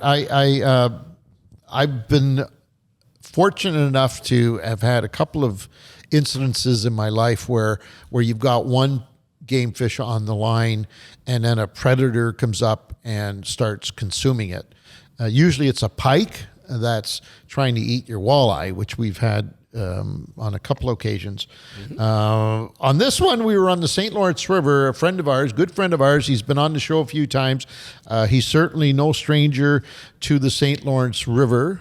His name is Ryan. We've talked about him before. In fact, Ryan was responsible for Pete and I getting back-to-back 50-inch muskie on the St. Lawrence River on a previous episode. He was Come on, also man. responsible. 56. I was gonna say closer to 60 than He was Yeah. also No, responsible for the These were- Sterling Lodge events. How about 50-pound muskie? Yeah, what they were. that's more like it. That's what it's like. Anyways, this time it was about smallmouth, and it was an interesting deal because Pete and I had been out there all week fishing the river, and Fishing we were largemouth. fishing for largemouth. In all fairness, but we were struggling. It was whether it's a weather situation, whether it was a timing situation. We very seldom struggle on the St. Lawrence River, but especially bass fishing. But in this case, we were. I mean, we got the show done, and you'll see it sometime. Yeah, we're going to talk about it later. Yeah, but this particular one was interesting because once again, our good friend Brian Flero said, "Okay, you don't need to go anywhere else. I got the spot for you." I haven't been on it for a few. Was it a few years or not? No, hadn't been no. on it that year. No, it was one of his whatever spots if I want to get some numbers of fish. It wasn't his 5 and 6 pound spots. This was his spot where he says, you're going to get 3s and 4s. Yeah, Little 3s and 4s. Little 3s and 4s. Like 3s and 4s, little. But these, the chances of getting, a 6 or bigger, I wouldn't. But you need to go there and get a bunch of fish. So We were elated when he said that. 3s and 4s were saying, pick me. Hey, we went nuts when he said that. But anyways. So we went out, and sure as hell, he was bang on. We were getting 3s and 4s right away. And about, I don't know, a half hour into it, maybe 45 minutes into it, I had one on, and it was different. It was a different feel. It was like a big fish feel. Now, in all fairness, that didn't start out that way. It started out like the other 10 or 12 we had already caught. And then it. Yeah, he came up to the surface. Remember, in Yeah, 20 feet of water. We didn't see it. We saw the movement in the water, but it stopped. It was coming up, and I said to Viola, the cameraman, I said, it's coming up, and then it just sort of, you know what I mean, ran out of steam and just sort of give us a bit of a swirl, but it was way out. Give us a bit of a swirl, and then it changed. It started sounding. I mean, it just, boom, it just dropped to the bottom, and it started absolutely going crazy. And I said at the time to Pete, I said, I don't know, man, this is different. This is different. It's not, there's something going on here. I said, this might be the biggest smallmouth bass I have ever had on the end of my line. And I've had a couple of cases where I've had big smallmouth on, and this did not feel like any of those. It was different. And it's going and it's running. We even chased it for a while. Yeah, we had to drop back with the We trolling dropped motor. back, and we worked and pulled it and tugged it, and it went on and on and on. And then finally it started kind of slowing down a little bit, and it just sat under the boat for a while, and I was able to pull it up, and as I'm pulling it up. By the way, he's got 8-pound test line. This is 8-pound test line. I couldn't do a whole lot, right, with a pretty wimpy rod. I might have had, was I not drop shotting? You had I your might drop have shot a drop rod. shot rod. Lightest So one, it's like lightest rods. it's like a noodle, right? Yeah. And I finally was able to get it to slow down, got it under the boat, and started pulling it up. And we're like looking like, Huck, we just want to get a look at this. We think there's a world record smallmouth bass that's about to be unveiled on the Fish in Canada show to a national audience. Like, you think we're excited? And we pull it up, and it's coming up, and it's now at 20 feet and 22 and 20, and it's getting up. And all of a sudden, we was there, holy bleep. It was the biggest muskie with the smallmouth in its snout. That picture right there. Those are the scars. Those are the That's scars. The scars. Wow. From that fish. It was just in the snout. It hadn't consumed it. It just had it in the very tip of its mouth. And it came up underneath the boat.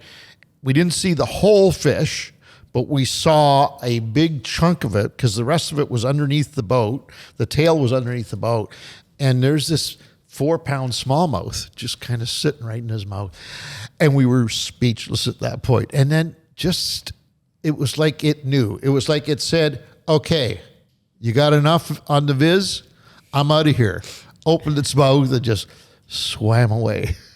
And that was it. It was insane. My God. It was insane. What a moment. And it will be forever burned into my memories. It was just an incredible experience.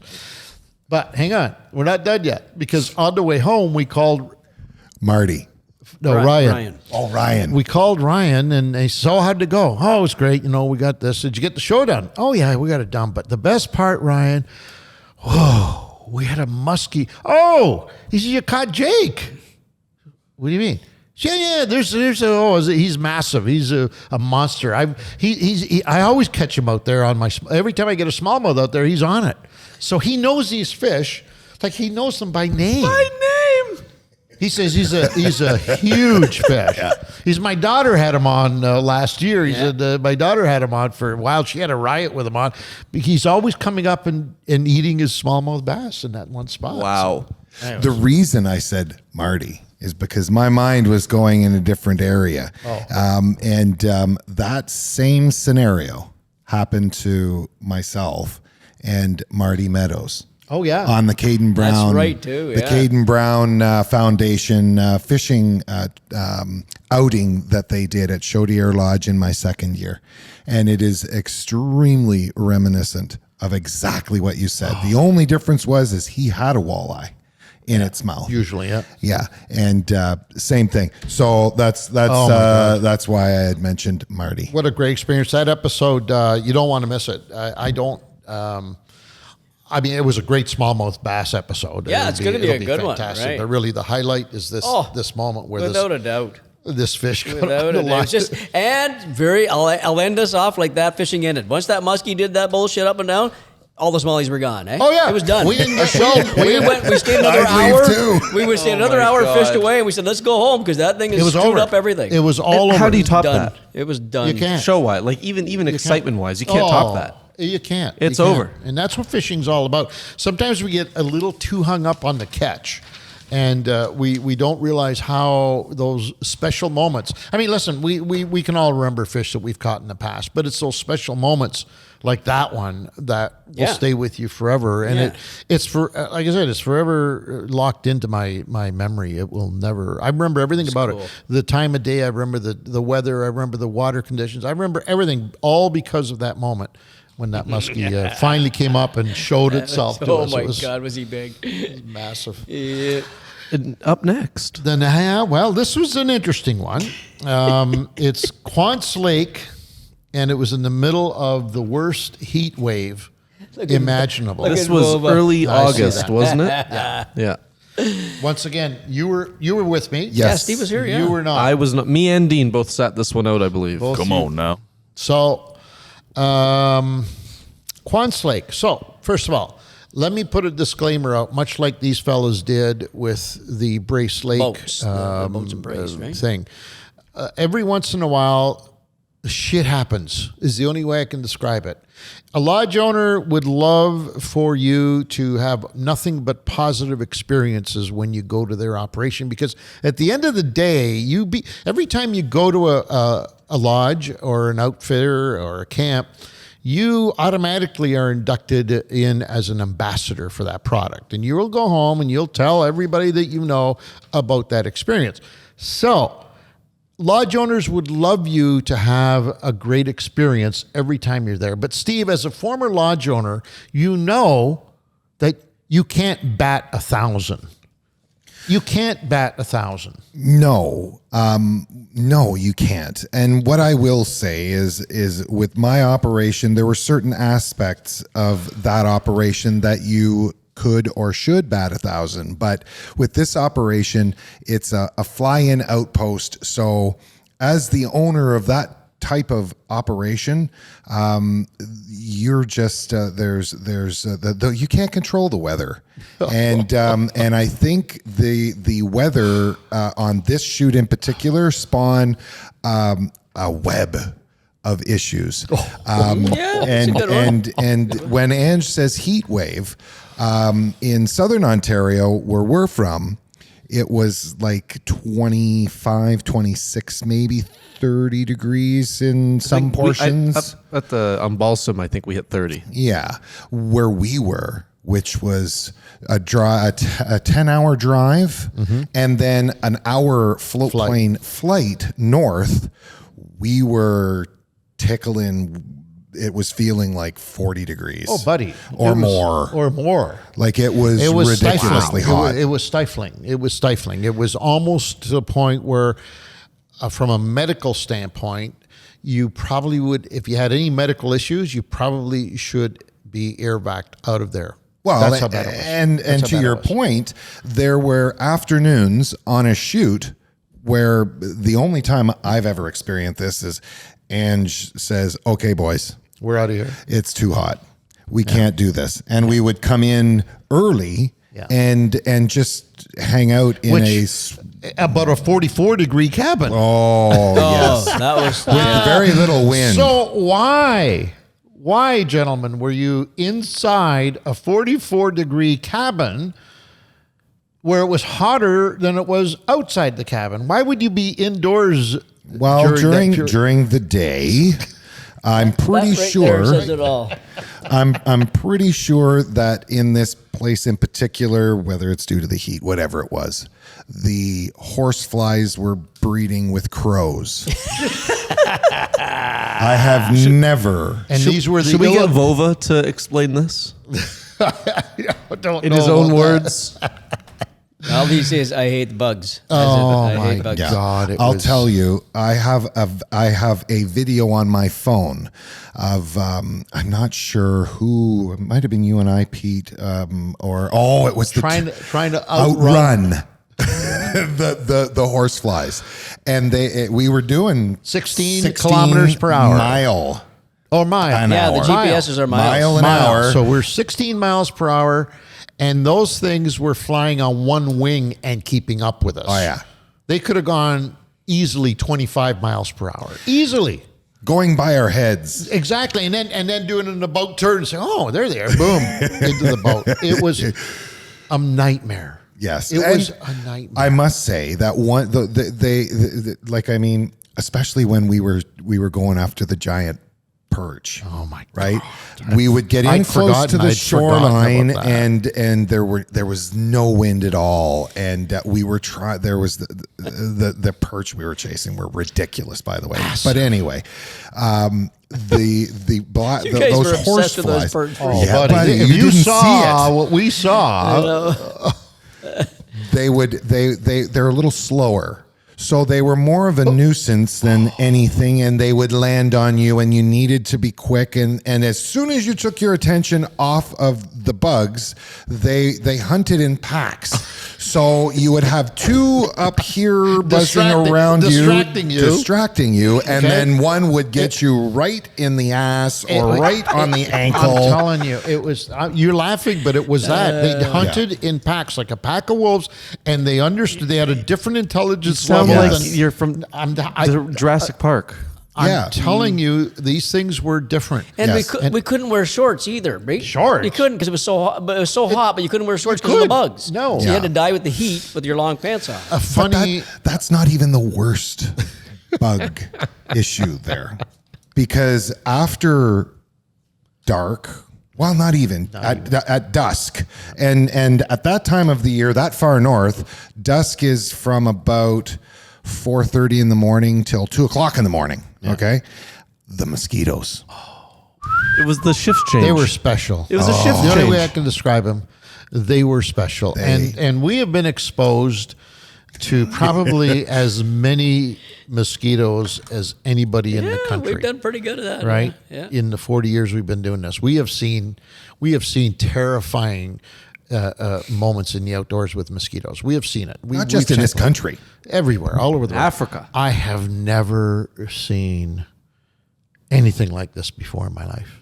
Never, ever experienced or seen anything this bad? Remember him having to gas up the Jenny that one night? my 3 days ago? He went out without your bug jacket or something. Yeah. No, I had my bug jacket on. Oh, you did? Yeah. And you Yeah, still they got a ate new me one. alive through the bug jacket. jacket. And then remember the one night I stayed out late with the black flies yes. fishing? Yes.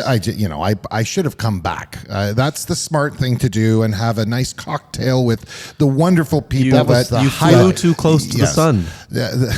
It was the highlight. Was the cocktails. I went out and I had my bug jacket on and I had my pants on and I thought, you know what, this is I'll be great. okay. I'll be good. Yeah. And I thought I was because the black flies were swarming and I didn't feel nothing. But for those of you who never have experienced black flies, truly, they're like pigs. They root. They're gluttonous. They don't just, like a mosquito will just land on exposed skin and you can manage that. But black flies, they crawl. They crawled underneath my bug jacket. They crawled in between my belt and my pants and they ate me alive. It was hilarious. Right across my belt line and down the crack of my ass. And I'm going to tell you, It was when I not got nice. back, it was some of the worst, I'm not going to say pain, but worst uncomfortable feeling that a bug has ever given me. Did we take a picture of that? Yes. I Please, believe it. Yeah. please delete it. It was unbelievable. no, it was It's just to show how many bites a guy can get covered up. Now, You know, I wanted to, we talked about Vova earlier on and we laughed and we said we should have him say a few words on this too. So the three of us have been exposed to this stuff all of our lives. So if we're telling you that it was horrific, it's the only way I can describe it. From the gigantic horse flies. It was biblical. It was biblical. Thank you. It was biblical. I can only imagine what this poor man went through who has never been exposed to this stuff before. It was horrific. For some context, this is Vova's second year shooting with us. Exactly. In Canada. In Canada. Yeah. So, yeah. We had princess tents. The first time that we've ever used princess tents. Thank God. Oh. Thank God for those. I'll say. But I found, I don't know what you guys, that made it even hotter to sleep though. It was hotter. I had to pull the son of a bitch off halfway, saying, but- I'll take the mosquitoes because I couldn't breathe. Oh, no. I loved it. I stayed couldn't tucked do in it. that baby all night, man. And what we're talking about is, them princess beds that has the nice net that goes over top and everything. We had nets inside the cottage, and I bet you we didn't open the cottage door for more than 2 or 3 seconds every time. We took turns. You go in first and in and out and slam the door. In and out and slam the door. Yeah. And even at that, It was. it would have been. I couldn't sleep without my wonderful little princess tent. Thank you Stevie, very much for that. You mentioned the cocktails earlier, and if anyone listening would like to hear the results of those cocktails, they did a live podcast from Quants amid some cocktailing. Yeah. And do you know the episode number of that one? I'll link it in the show. It'll be Dino, linked man. down the Oh, show. Dean. Are we keeping you up, by the way? No, buddy? no, We can turn I'm the light- working. I've got a whole notebook here. We can turn You the look lights very down. professional now these days. Thank you. You guys It's not on my really, couch. you really don't have a lot of wonderful. faith in my Dean over there, do you? That guy, I do. I He's have the all best of my employee faith. in this whole company, and you He guys used are to- Come on now. Thank you. That's I love you too, Vova. He used to be on those buttons a little more, I think. When He's Will a little was- lax. He's a little more writing lax down- You guys give me no on the break. buttons. He's got information from So- 4 mouths coming in. He's got to write it all down, and food buttons and everything else. To your point about the little tents and some of the other things we Sleeping had, bags and the sleeping whole bags and all camping that. My thing, good yeah. friend Ian Mucher from World Famous, who gave us that product to use because I told him we were going in an outback environment, and so he said, "Well, you might want to use some of these." Ian and his brother Mike own a company called World Famous, who probably is responsible for outfitting Canada in the outdoors. Well, for the last 60 years, their dad started the company. Probably responsible for outfitting more Canadians to the outdoors than anybody else. They have 1 million. 1 billion. Exactly. Whatever he changed it They to have billion. several Billions brands, of people. North 49, Rockwater Design. They have Wet Skin. They have about Oh, it's 6 unreal. or 7 It's unreal. brands that they own under the World Famous label. But anyways, the reason I bring that up is he sent me an email a couple of days ago when I got back from up north. Nice. And He says, I bet you wish I had have had these when you were up in your experience. What do you have? It's kind of ingenious. I don't know if it works, but I think I know what you're going to say. I've seen this. In theory, it should work. It was apparently it was on the Dragon's Den. Yes. And it's a dragonfly because the only thing we haven't talked about was that the only relief we got from the horseflies would happen whenever a squadron of dragonflies showed up at camp. And they would show up, every 2 or 3 hours. It was like they had a milk run. And they would show up at our place, every 2 or 3 hours. And for those 15, 20 minutes that the squadron of dragonflies was there wasn't a single horsefly to be had. Yeah, because they ate them all. They ate them all. We watched them eating them. It was the most pleasant experience I can remember. But anyways, so they have now this product that appeared on the Dragon's Den and ended up, of course, as everything does, somehow it ended up in world famous's hands. They're smart, and man. they They're now smart. are the national distributor of this product.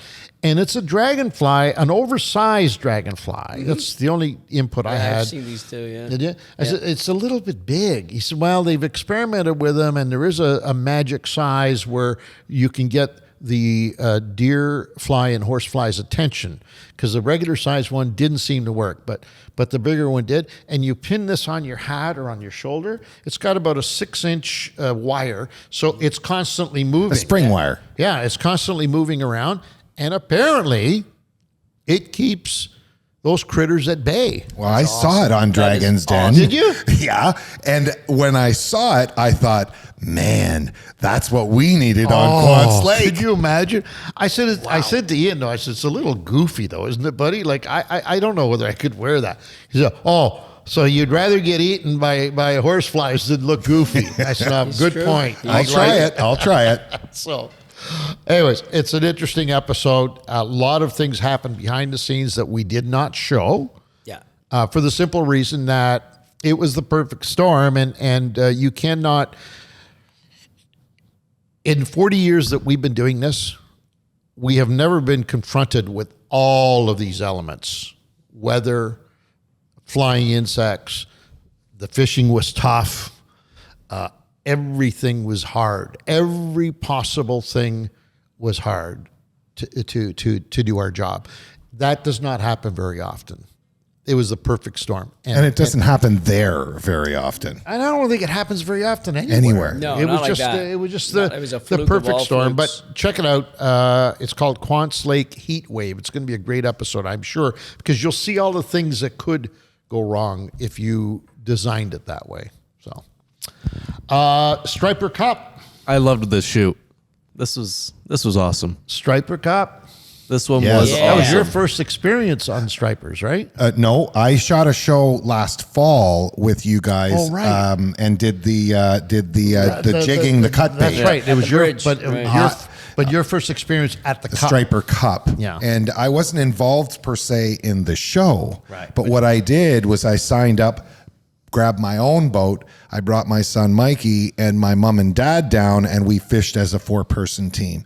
And fishing with my mom and dad and my youngest son in this was magical. Yeah. My mom and dad aren't fishermen, and they had a blast. And again, it was one of those deals where you spend a lot of quality time with the people that you love in a way where there's very little distraction. Yeah. I had a real great first happen during the Cup when we were again on the second boat. And you guys said this didn't happen to you one time when you were catching the stripers in the pre-fish. It didn't happen Did to not. us? Okay. But on our boat, it was almost every fish. And What? I don't know if you listeners have had a fish sperm before as you catch it. Ooh. Well, you are an attractive man. Well, man. I Okay, Nick, appreciate just to that, let you Mr. know. Bowman. But for every fish to start spinning and spewing as you have it, at that eye level area, it is kind of disgusting. I appreciate my balaclava and sunglasses.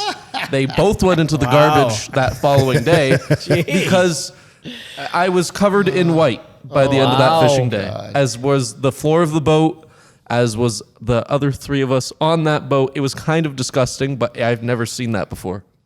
I had it once. I'll take away from the subject. We were fishing the Pickering Nuke plant. Johnny Gleason and myself. We just went out one day. It was in the spring, and I went out and got a great carp. Held it for a picture. And now we looked at the picture. There's a big wad of jizz coming through my fingers like that. That's carp jizz. Are you kidding me? Is this really that happened? Oh, it was so gross. And I don't remember the guy who was on. We were on his bass cat. I don't remember his name, and he warned us that they're spawning right now.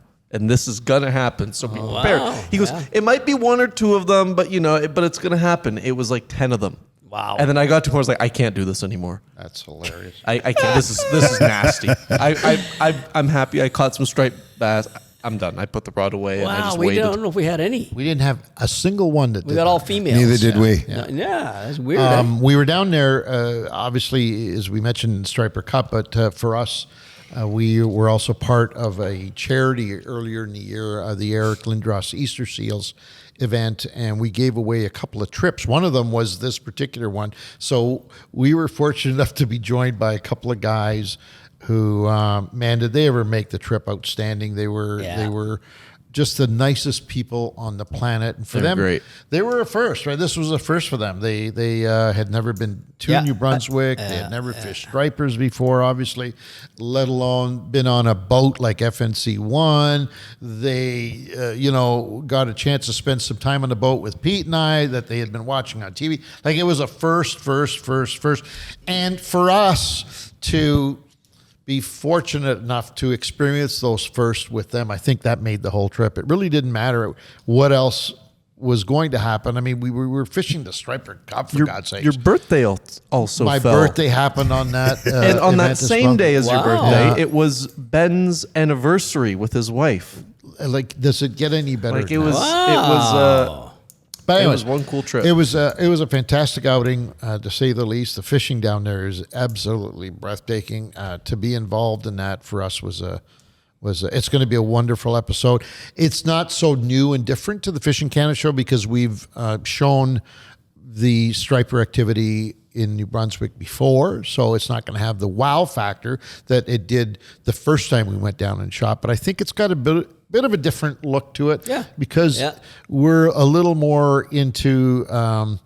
It was a different mode for us because we're entertaining a couple of very generous gentlemen, by the way, that spend a lot of money. Spend a lot of money for the Easter seals in order to be on that boat with us. So that was so gratifying and rewarding for us. It was incredible. And it's rare that we have guests on the show. If you and I are together, there's never anybody else on the boat, right? So that's very rare. It's a different feeling.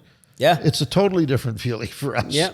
But one that was very enjoyable, I got to tell you. If you want to know more about the Easter Seals event, you guys just interviewed Lindros yes, a couple episodes ago. 93, 92? He's going to watch it. I'll link it, yeah. You're going to link it? You don't know. Okay, so we're keeping him that's up. link number 3. That's link number 3. Poor Dean, I believe it's episode 93, but I could be It's wrong. 91. 91. See, it's episode 91. See, by the way, normally Dean is laying on a couch when he produces this show. This is different for me. But we forced him because he was going to be on camera. Vova decided that he wanted to see him a little more professional looking. But normally he would be lying on this big, beautiful leather couch that he has in his room. So you have to excuse him if he seems a little laid back, but he does his best work lying down. So, what does Mr. Kunda think about this? It's a bunch of bullshit. There you go. Nice. Well, I'll say my most memorable moment on that trip was the. I know where it's coming. The lobster eating incident.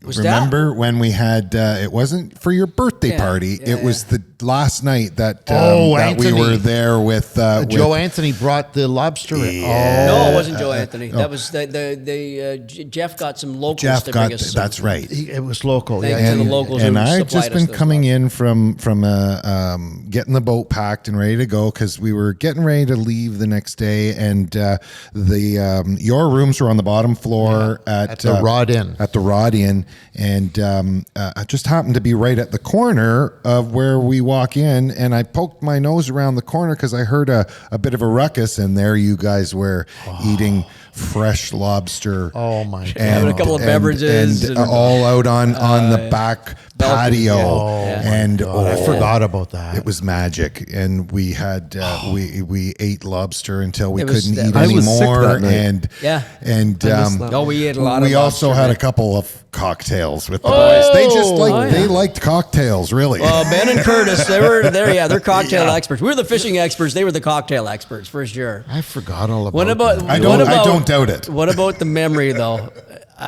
This is sort of a great memory and a horrible memory of that whole trip. We kept some striped bass to eat, and the meal was absolutely outstanding. We had them cooking, but the horrible thought that I'll never get out of my head is Stevie filleted the fish for us. And This was the fall before. was it the fall? In the Yeah. shower? Oh, Yeah. yeah. I'm sorry. Okay, thank God. I'm not traumatized by that one. Yeah. We could say that story real quick, though. Oh, my God. 3 words: Steve naked filleting. In the shower. No, the filleting was No, done. He didn't He's fillet them done. naked. He was washed them in cleaning the them. shower. He We brought didn't them into So the much shower. worse. We didn't have a proper washing facility. We had no washing facility. No. What do you mean proper? We didn't have any water outside. No. And The only place that I could wash these fish was in the shower. And I figured, well, if I'm going to be having to stand in the shower to wash these fish, I just Not figured doing it I'd in my jeans, right? I have That'd a be shower ridiculous. too. Exactly. They So- come out clean. fishies. Clean as a whip. No bathing suit. No, why would you do that? So Well, we why? ate that fish that stuff was falling on. And I was clean. It was okay? it was like the reverse of what happened to me on the boat yes. with the fish spewing. Yes. Well, yes. I'm hoping not that There's quite no, that bad. no, and I bet you it was the best striper you ever Oh had. my God! It was so flavorful, Oh, Steve. yes. We gobbled it down. There's no Another doubt about it. highlight for me on this last shoot. It was just a fleeting moment, but it was so cool. I mentioned the name Joe Anthony. He's a good friend of ours that is in the fish business down on the East Coast. He has a big company that takes in snow crab and lobster and whatnot, processes them and ships them all over the world. And whenever we go down east, we try and get together with Joe for at least one evening. We have a great time with him. Wonderful man. He's been on I think we did our very first episode from the Miramichi. I think was with him. Striper Cup, the inaugural Striper Cup, I believe. Yeah, right? a long time ago. Yeah. But anyways, he couldn't make it. He couldn't join us. However, he had just bought a new helicopter recently, and he says, I wish I could be with you guys, man. It's crazy, but I've got to take the chopper and go to, I don't know where he was going, but like into northern Quebec or something. And he says, send me your coordinates, like where you're going to be on Saturday. I said, Joe, we're in the Miramichi, the Striper Cup. I mean, where we mean where we're going to be? We're going to be fishing a tournament. Yeah, I know, but around 10:30 or 11 o'clock, I'm going to be. I can make a little change in my flight. Tell the pilot to change the flight pattern a little bit, and I can come over top of the Miramichi and wave at you. And we said, well, Joe, we're kind of like, we're going to be, come on. So Pete pinged them our location at about 10:30. Sure as hell. And we're in the middle of the very top, the extreme far end of where the tournament off limits was. And so just about every boat in the tournament by that time of day had worked its way up to that point on the Miramichi. They couldn't go any further. So it's just like a big ball of guys and boats and everything. And we're kind of smack dab in the middle of it. And all of a sudden, this helicopter comes over and starts doing a circle over top, and we're waving at him and going. It was such a cool, It was cool. experience too. That's so Joe right there. That's so Joe. That is him right there. He went out of his way to come and say hello to us. Did you see me? No, Joe, we didn't see your helicopter above our head. No, yeah, okay. Great experience. If you ever get a chance to go down and to the Miramichi and experience this thing that we've been spewing all good things about for the last 5-6 years, do it. It's definitely a bucket list experience. And with the hospitality and the folks that you meet down there, I mean, we haven't even talked about that. The fishing and the experience there is great on the water, but really it's about people down there. They're just 100%. Are we going to be lucky enough to get down there again this season coming? maybe. You might be doing it in a hut. And Jeff Wilson does such a good job. Oh, Jeff's the best. Jeff, He's he's God great, bless man. Jeff. Yeah, he's the organizer. That was good. He's Mr. Striper, I think, on that, in that area. Yeah, he's a worker, man.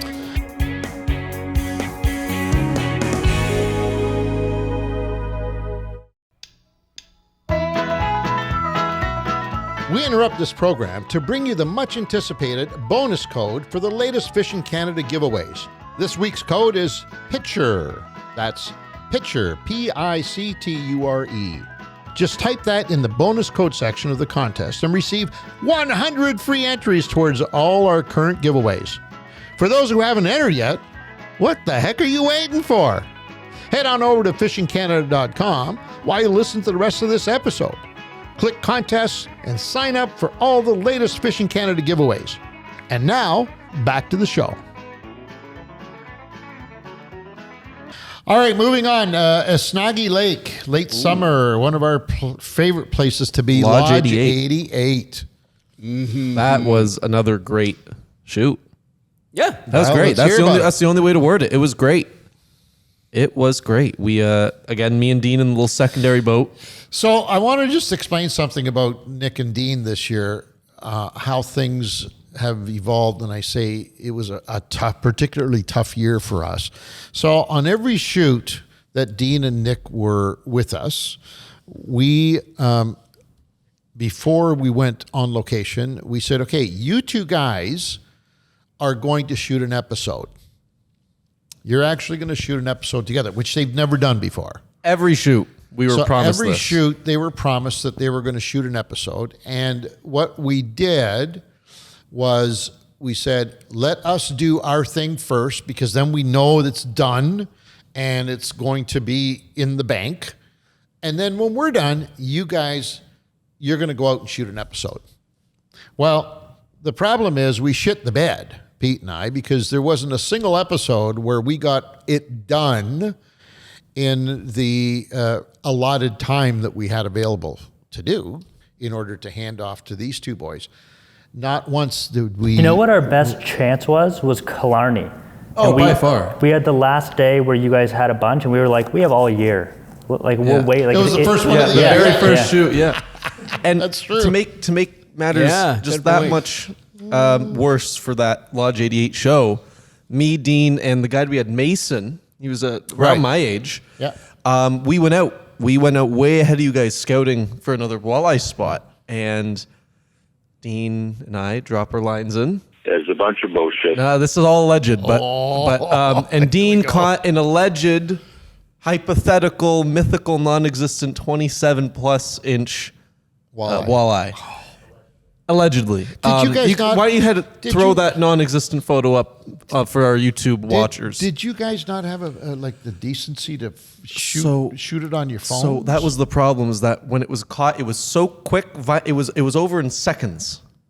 And then It's an age thing, boys. Dean- That will Dean's improve, holding by the this way. fish. As you get older, that'll change. don't but worry. right now, We're just talking know about that- catching young fish, bull. not smelling fish. And Dean, so Dean was in tournament mode. and he's holding this mutant, and we're like, oh shit, What do we do now? we messed up. As soon as I hooked it, I was like, oh no. Yeah, like we I messed knew. up. We did something wrong. What they're saying, tell folks what you... because Reason why is because we were specifically instructed not to catch the big fish, just to find them.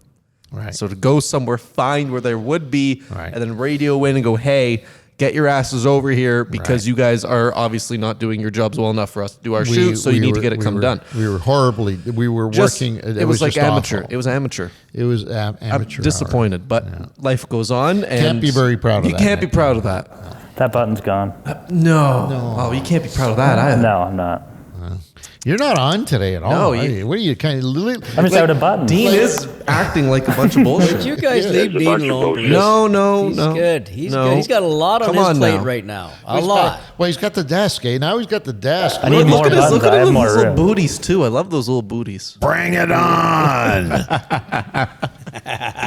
But no, it was a great shoot. The accommodations at Lodge 88 are just. We must have had some bad weather, obviously. because Oh, that was the other big dork cool there. thing. I'll get to that in a second. That storm we outran on the last day there. Yeah, Oh, was- yeah. That was crazy. Yeah. But back to the accommodations. It's possibly the cleanest, most kept, most sanitized. It's the most inviting fishing lodge and hotel I'd even compare it to. It is so clean. Yeah.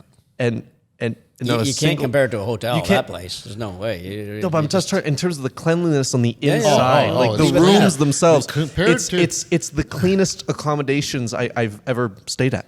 Yeah, we've been saying that for years. It's just insane. I don't think there's another lodge anywhere that can measure up to Lodge 88 in terms of that.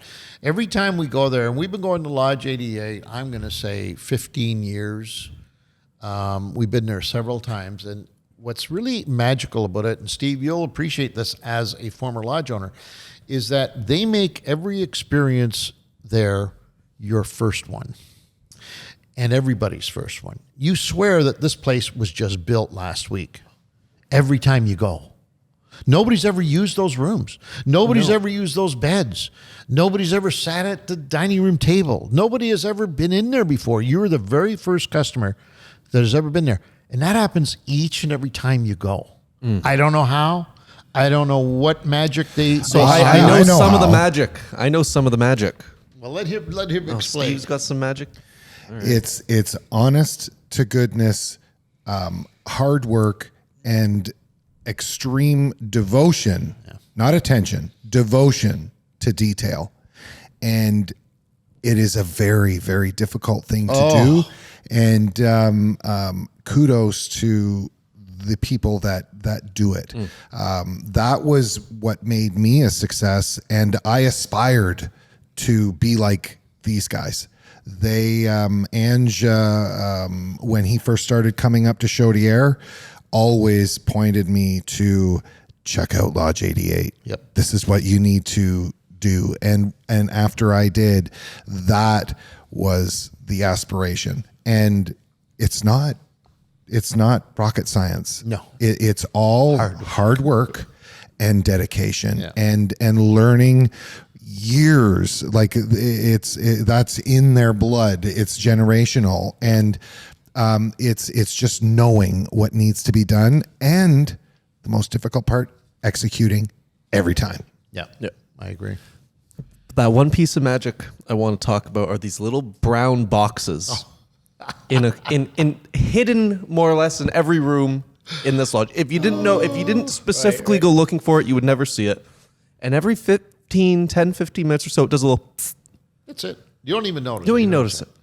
Well, Mr. Dean noticed it. So Mr. Dean started asking questions. Yeah. And it's some sort of black magic bug. I asked questions because it sprayed onto my bathroom bag, which contained my toothbrush. You don't need teeth. So I needed to know what was in there. And you don't need a bathroom bag. The point is that this good point, this Dean. mystery good call, buddy. dust that it spewed out kept all the bugs out. Well, one night, so Dean brushed his teeth with that stuff. Well, that's fine. There was no bugs in this cabin, and I'm an arachnophobe. This is where the story. Good point. I'm a massive arachnophobe. Yeah. Pretty much just spiders. I can do it. So Dean takes it out for one night. The next morning, I wake up. Takes the box out. He throws it outside. I wake up the next morning, and I get out of bed, and I have slept the whole night with a big old spider underneath me at some point, and I about shit myself. Oh my God. 5:30 in the morning, 6 o'clock. I get out. What the? How many of these boxes were in per room? One. So how does that one little spray keep that spider I have away no idea what it does, how it works. Wow. But one little shot. Just little. It's their secret because you don't see that anywhere else. No, you don't. It's I just wanted to point something out that sometimes I am guilty of being a little bit anal in terms of cleanliness at these places. He said anal. You go. Is it anal? It's so nice to be surrounded by Beavis. kids. But here's the way I look at it. If I were a lodge owner, I would say, well, if I don't keep my place pristine, I'm probably going to be okay because most people are not at that point where they would really care. I say most. But there is a small percentage of people who do care. Mm-hmm.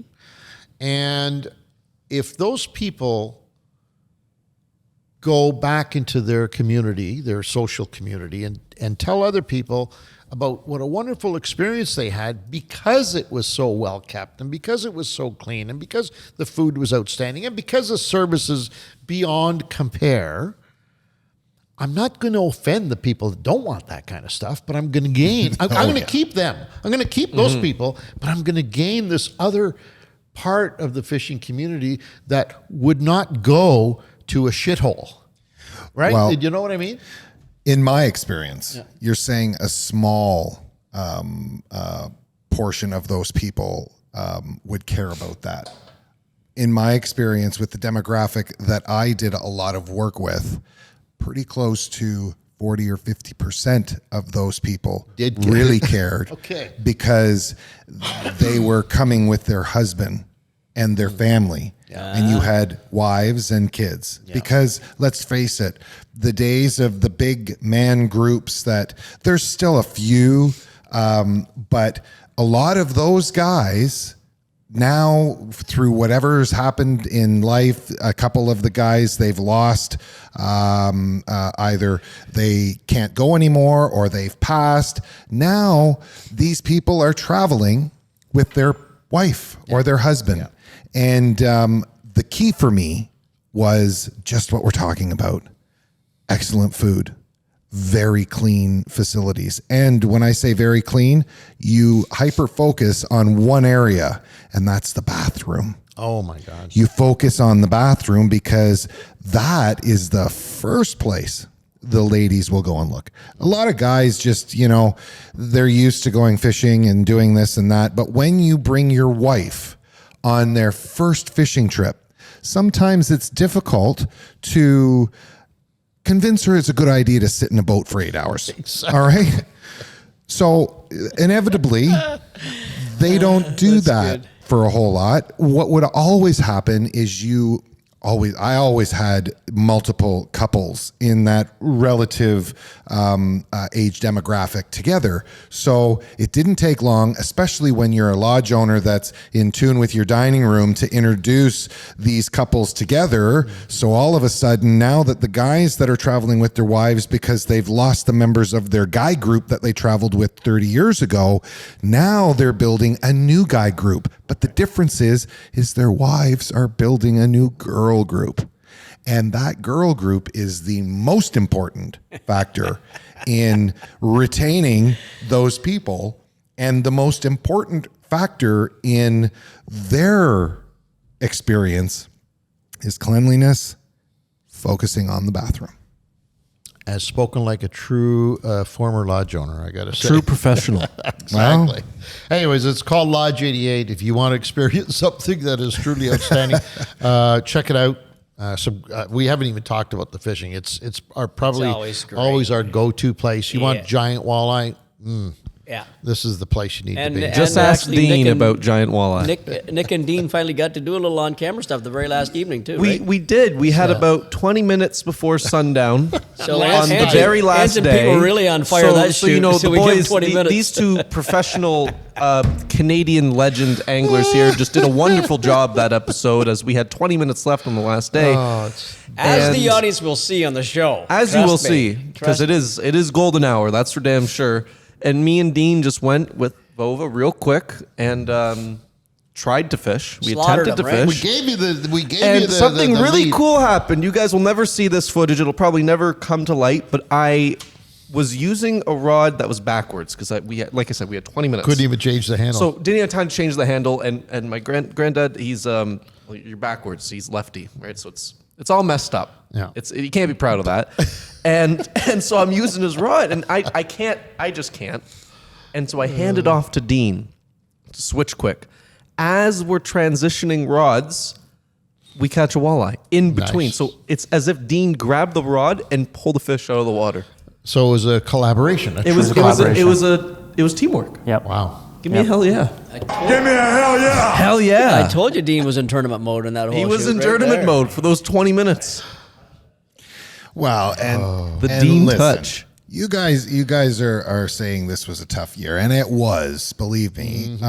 But that's not typical for you guys. Like, I mean, It's not. Listen. We were. Okay, we went Go into ahead, the go ahead. Quantz Lake. Go ahead. We went into the Quantz Lake No, shoot this was an exceptional year for bad. expecting to get 3 shows. Yeah. Yeah. One for you, one for Yeah. you, and one for me. Yeah. And we barely Barely. scratched one Yeah. out. Yeah, I feel like for this sure. bad Absolutely. luck started on the season before this at the Sterling Lodge up on Newborough Lake. Oh my God! Remember that? and every year since there's then, had our dogs. luck has just been shit. So You haven't been around for 30 years, bud. I've been around the last few. The last few years Trust I've been me. here. fishing is fishing. And, Yes. Not catching. My quick take on that is this man right here beside me. At the end of every season, he goes, "Holy shit, that was a tough season." Every year, you pretty much do it, buddy. I do. Pretty much do it. So, anyways, Dean, you might want to speak to this next episode that we were involved with, because I think you were instrumental in putting it together. Yeah, so we've been working with the Invasive Species Center on the podcast for probably a year now or more, 2 years actually. I mean, it's nice audio-wise to hear about them, but we felt there needed to be like a visual component to really get the message home. So we talked a lot about what we were going to do for this one. We were going to do a carp episode on Scugog, but then it didn't really highlight the threat of the Asian carp. So we decided to highlight what could be in danger if they did invade, which now, since we've shot, they actually have. Right. But even that, we went out on Scugog to do that. And how do we do on that shoot, Mr. Bowman? that's a bunch of bullshit. It's a bunch of bullshit. Scugog has my number. I've said it before on this podcast. That lake has my number, and I suck supremely on that lake. Man, volunteer. I'm bad. So, but anyways, yeah. So very quickly on that episode too. So Dean and Vova and Nick. Did Nick go? They went was to. there. Was it Hamilton Harbor, or where'd you guys go? We were in Welland. Wellington, right? No. In Welland. Welland, Yeah, Welland. very in that whole area, and they went with the Invasive Species Center, and they got some really good B-roll footage of what these people do, and whether when they go netting, when they go shocking, when they do all kinds. Well, you guys could probably talk about it better than I could, but I think it's going to add a really interesting element to the television show, and it's going to back up what we're talking about.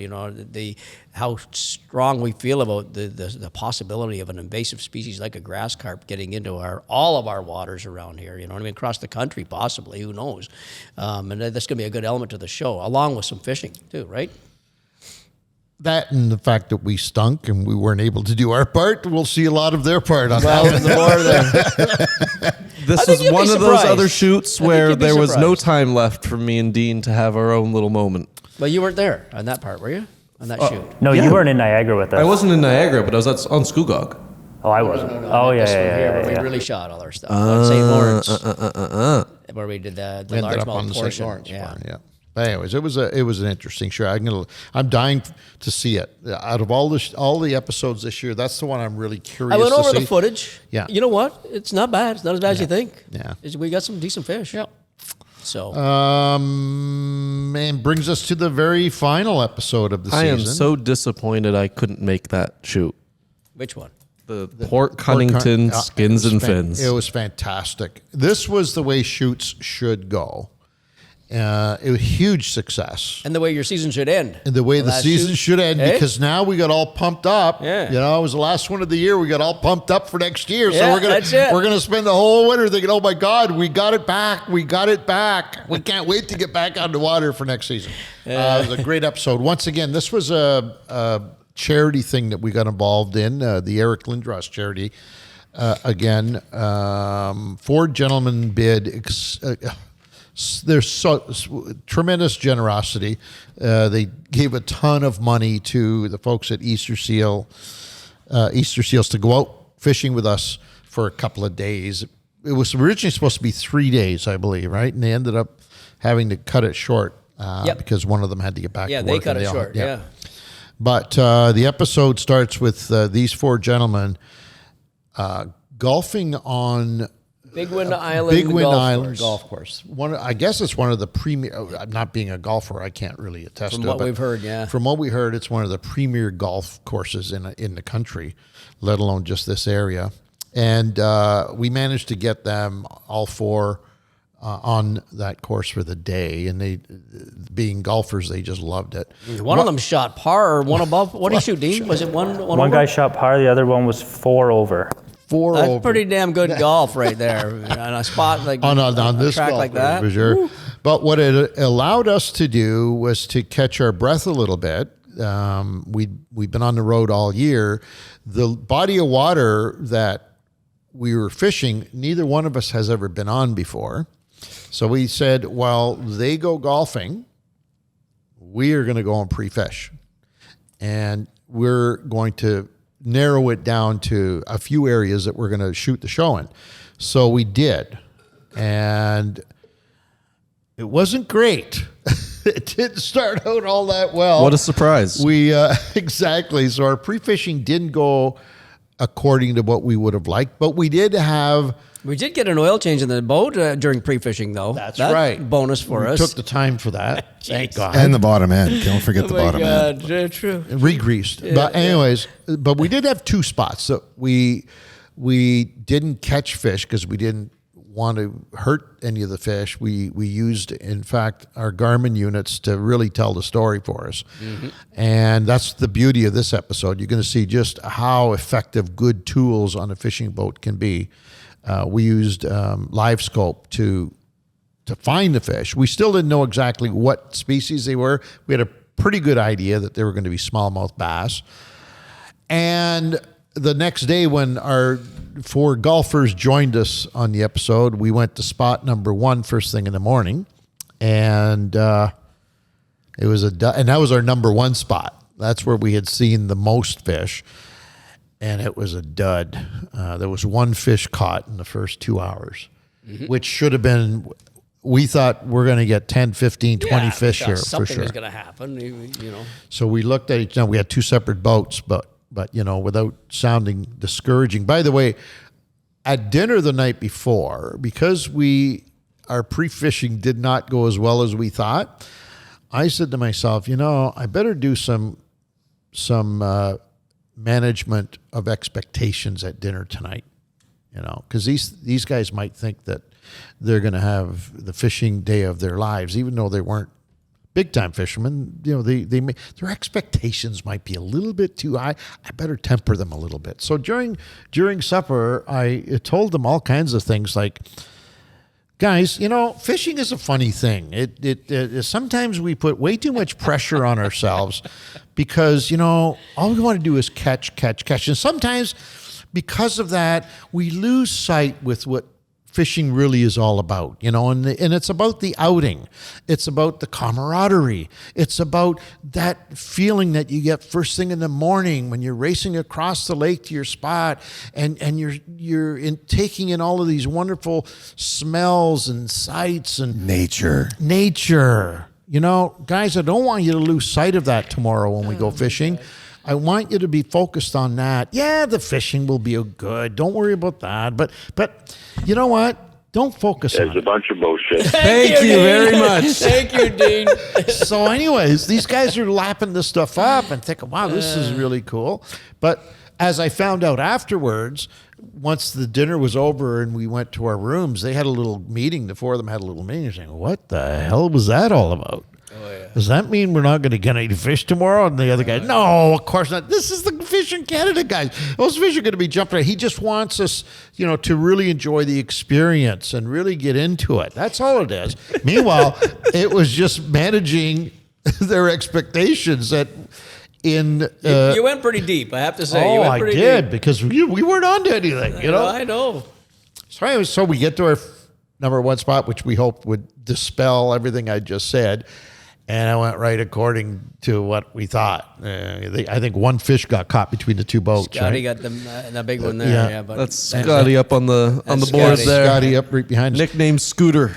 And we looked at each other from our 2 boats. And, oh, God, what are we going to do next? I said, okay, Peter, all right, time to move on. Let's go to our number 2 spot, meaning that number 2, meaning that you probably have 10 or 20 of these spots. Well, the truth of the matter is it was our number 2 and last spot. So now these guys are thinking, oh boy, maybe that speech last night it had a double meaning. Well, lo and behold, we get to our number 2 spot and the place just lit up. It was fantastic. Everybody was catching fish. They experienced all those wonderful things that we had talked about, but in between, they caught fish and they were just beside themselves.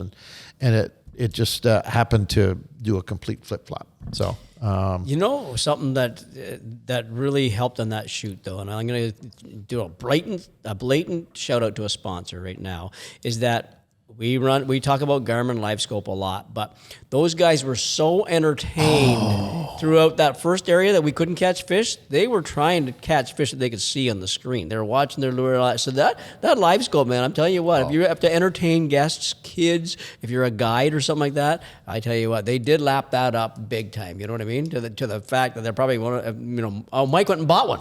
Mike went and bought one right after that outing, right. One of the 3 went.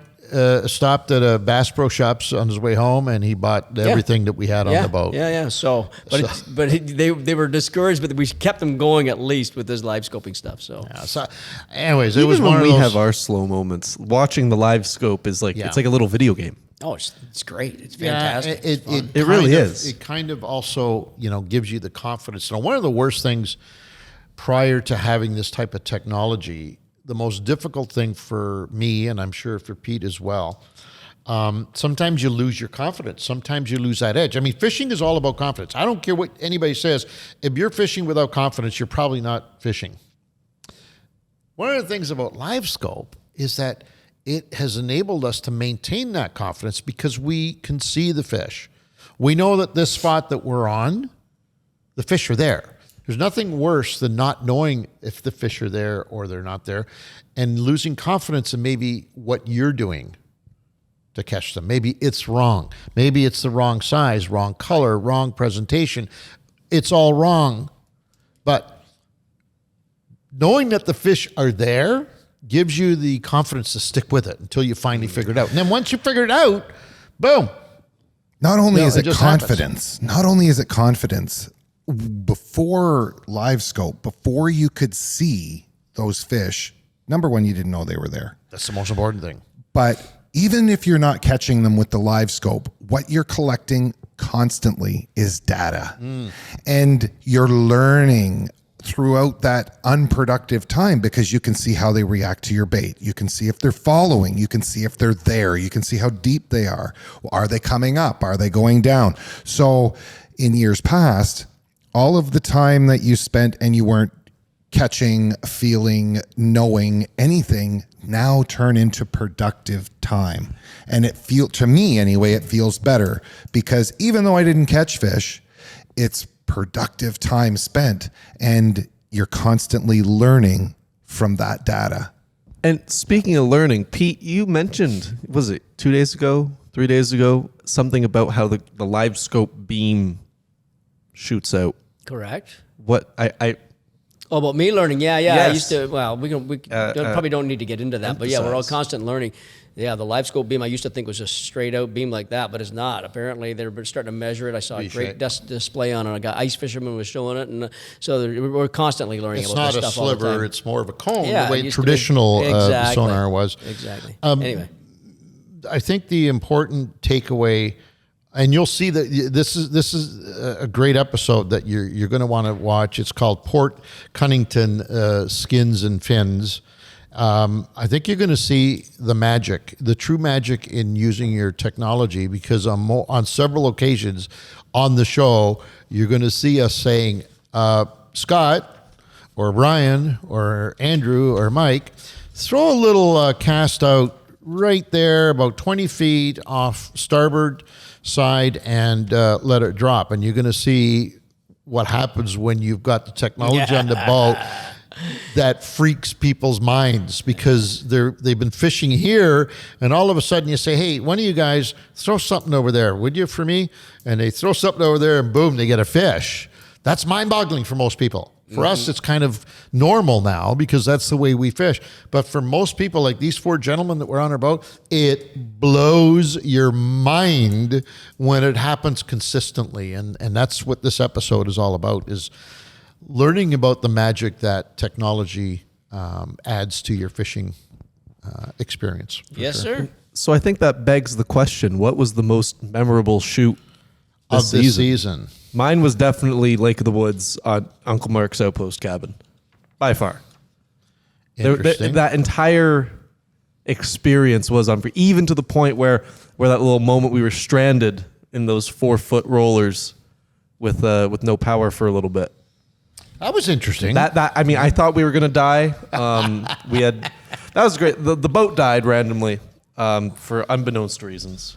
Well, we know what it was. Now we know what it our was. plug was disconnecting. But at that point, for unbeknownst reasons, and we were stranded next to Daffy Duck Island 2. Was it Daffy Duck? Daffy Duck Island 2, and by some stroke of God, I think Dean was able to call Jay, let him know what island we were near, and he towed us halfway, and then we found a problem. Fixed the boat. But that whole trip, the 22-hour drive to get there, the everything about it was just the most memorable, unforgettable experience. It was an adventure. It was an adventure. Yeah. What about you, Monsieur? Wow, I think the whole year was an adventure as far as I'm concerned. You know, as far as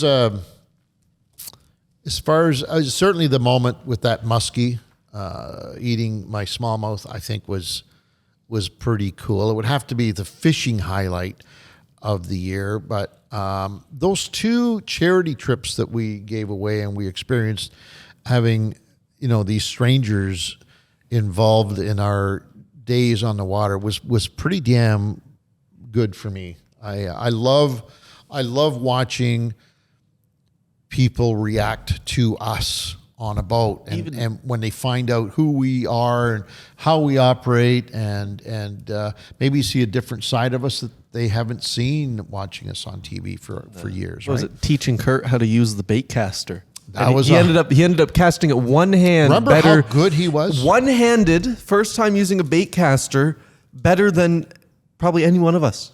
Just off the hop. He really caught on. It was craziness. And craziness. I love that part of what we can do with novice anglers is teach them stuff. It's a highlight. That was my highlight. Was those 2 trips. All 6 of the guys were fantastic. What about you, Pete? Most memorable shoot? I'll agree. The most memorable shoot. Well, I'll work at like Ange was doing there. Those 2.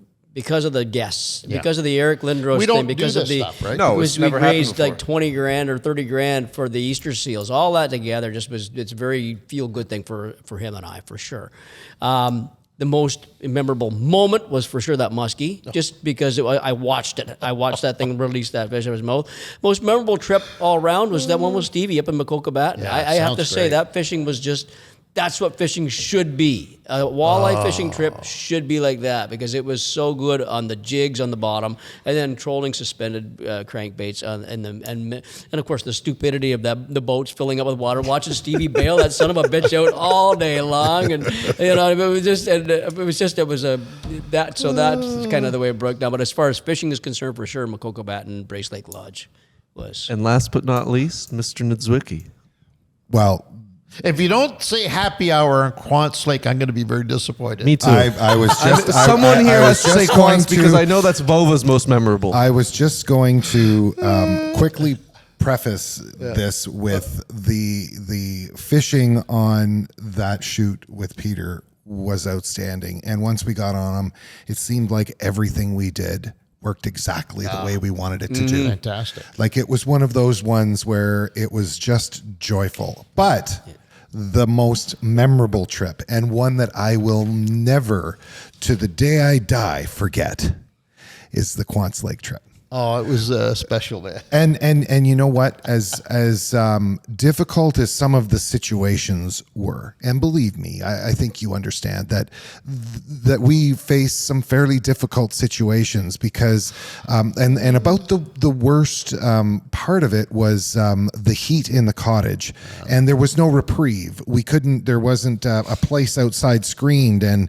just the way that they had nestled the cottage beautifully into the trees, there was no breeze, and but that also created something that is, for me at least, for this episode of the Outdoor Journal, that followed the common thread that I've been touching on, and that's quality time spent with the people that you love. And the cocktail hour when you guys were doing that episode, I wasn't like, we only had 2 mics. My sole job was getting cocktails made for everybody. And By cocktails, do you just mean whiskey with ice? No, you guys went all out. Oh yeah, no, we were drinking. Espresso martinis. Espresso martinis. Whoa. Yeah, On that yes, shoot. we You did. guys were the best on that shoot. You were the best entertainment I had in my life on that And shoot. I'll tell you, the best part of it for me, aside from all of the times that we spent together in the boat and all of the other experiences, it was that cocktail hour, because, like I say, my job was to make cocktails, and I definitely kept Pete and Ange greased to the proper proportion, but I really laid my focus on Vova. Oh, yeah. And I haven't seen Vova enjoy a podcast quite as much as he was enjoying that podcast by the time I was done with him. That's right. I remember that. He was enjoying it. You were feeding him good. Yeah. Yes, I was. I enjoyed it. Stephen may have another cocktail. Yes, yes, that's it, and that's exactly what was happening. Vova, do you want one? Yes. I would love another one, please. Mr. Niedzwiecki, another espresso martini, please. But I'll tell you the other one memorable moment that on that trip in particular was the flight in. We flew over the fires, the forest fires. Forgot about that. And I had never actually seen the vast. I'm not even going to call it devastation, because the bush up there needs to have Clearing out, yeah. fire, but to actually see it in the works was something that was moving for me. Yeah. And remember the one day that we were on the boat together and the smoke had blew in. Oh. And you couldn't even see It was fog. It looked like fog. We thought it was fog at first. Yeah, and the sun, it was probably 10 or 11 o'clock in the morning, and the sun was like this deep red color. It was weird through the smoke, and I looked over at Ange and I said, "Smoky, eh?" And he says, "Yeah, the smoke." And I'm like, "I'm not worried about the smoke, buddy, but I'm wondering where the flames might be, Where the fire is, yeah. That's true. Yeah, but That was, I forgot all about that. Yeah, That was, no. interesting. It's been an interesting year, to say the least. Am I glad it's over? Yeah, let's move Call on. a spade a and spade. Call a spade a spade. It was very tough on us all. You're going to see wonderful product. You're going to see great episodes starting in January, and you're going to say, "Well, what were those guys talking about? Looks like they had a great time, right?" So sometimes the best stuff, in my opinion, is never really captured, and we don't have an opportunity to share with you, because I think it's important sometimes that we do stuff like we're talking about and saying, "Hey, it's not all milk and honey.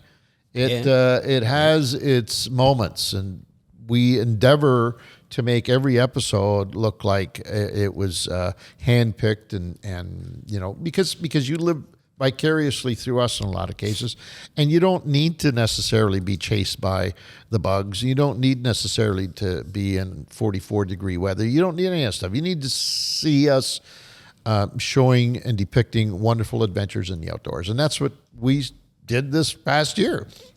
But on the flip side, Yep. you do need to understand that sometimes shit happens. Boy, is that Because, hey, as a lodge owner, former lodge owner, I saw everybody's week. I didn't just see one good, week bad, here or indifferent, or one right? week there.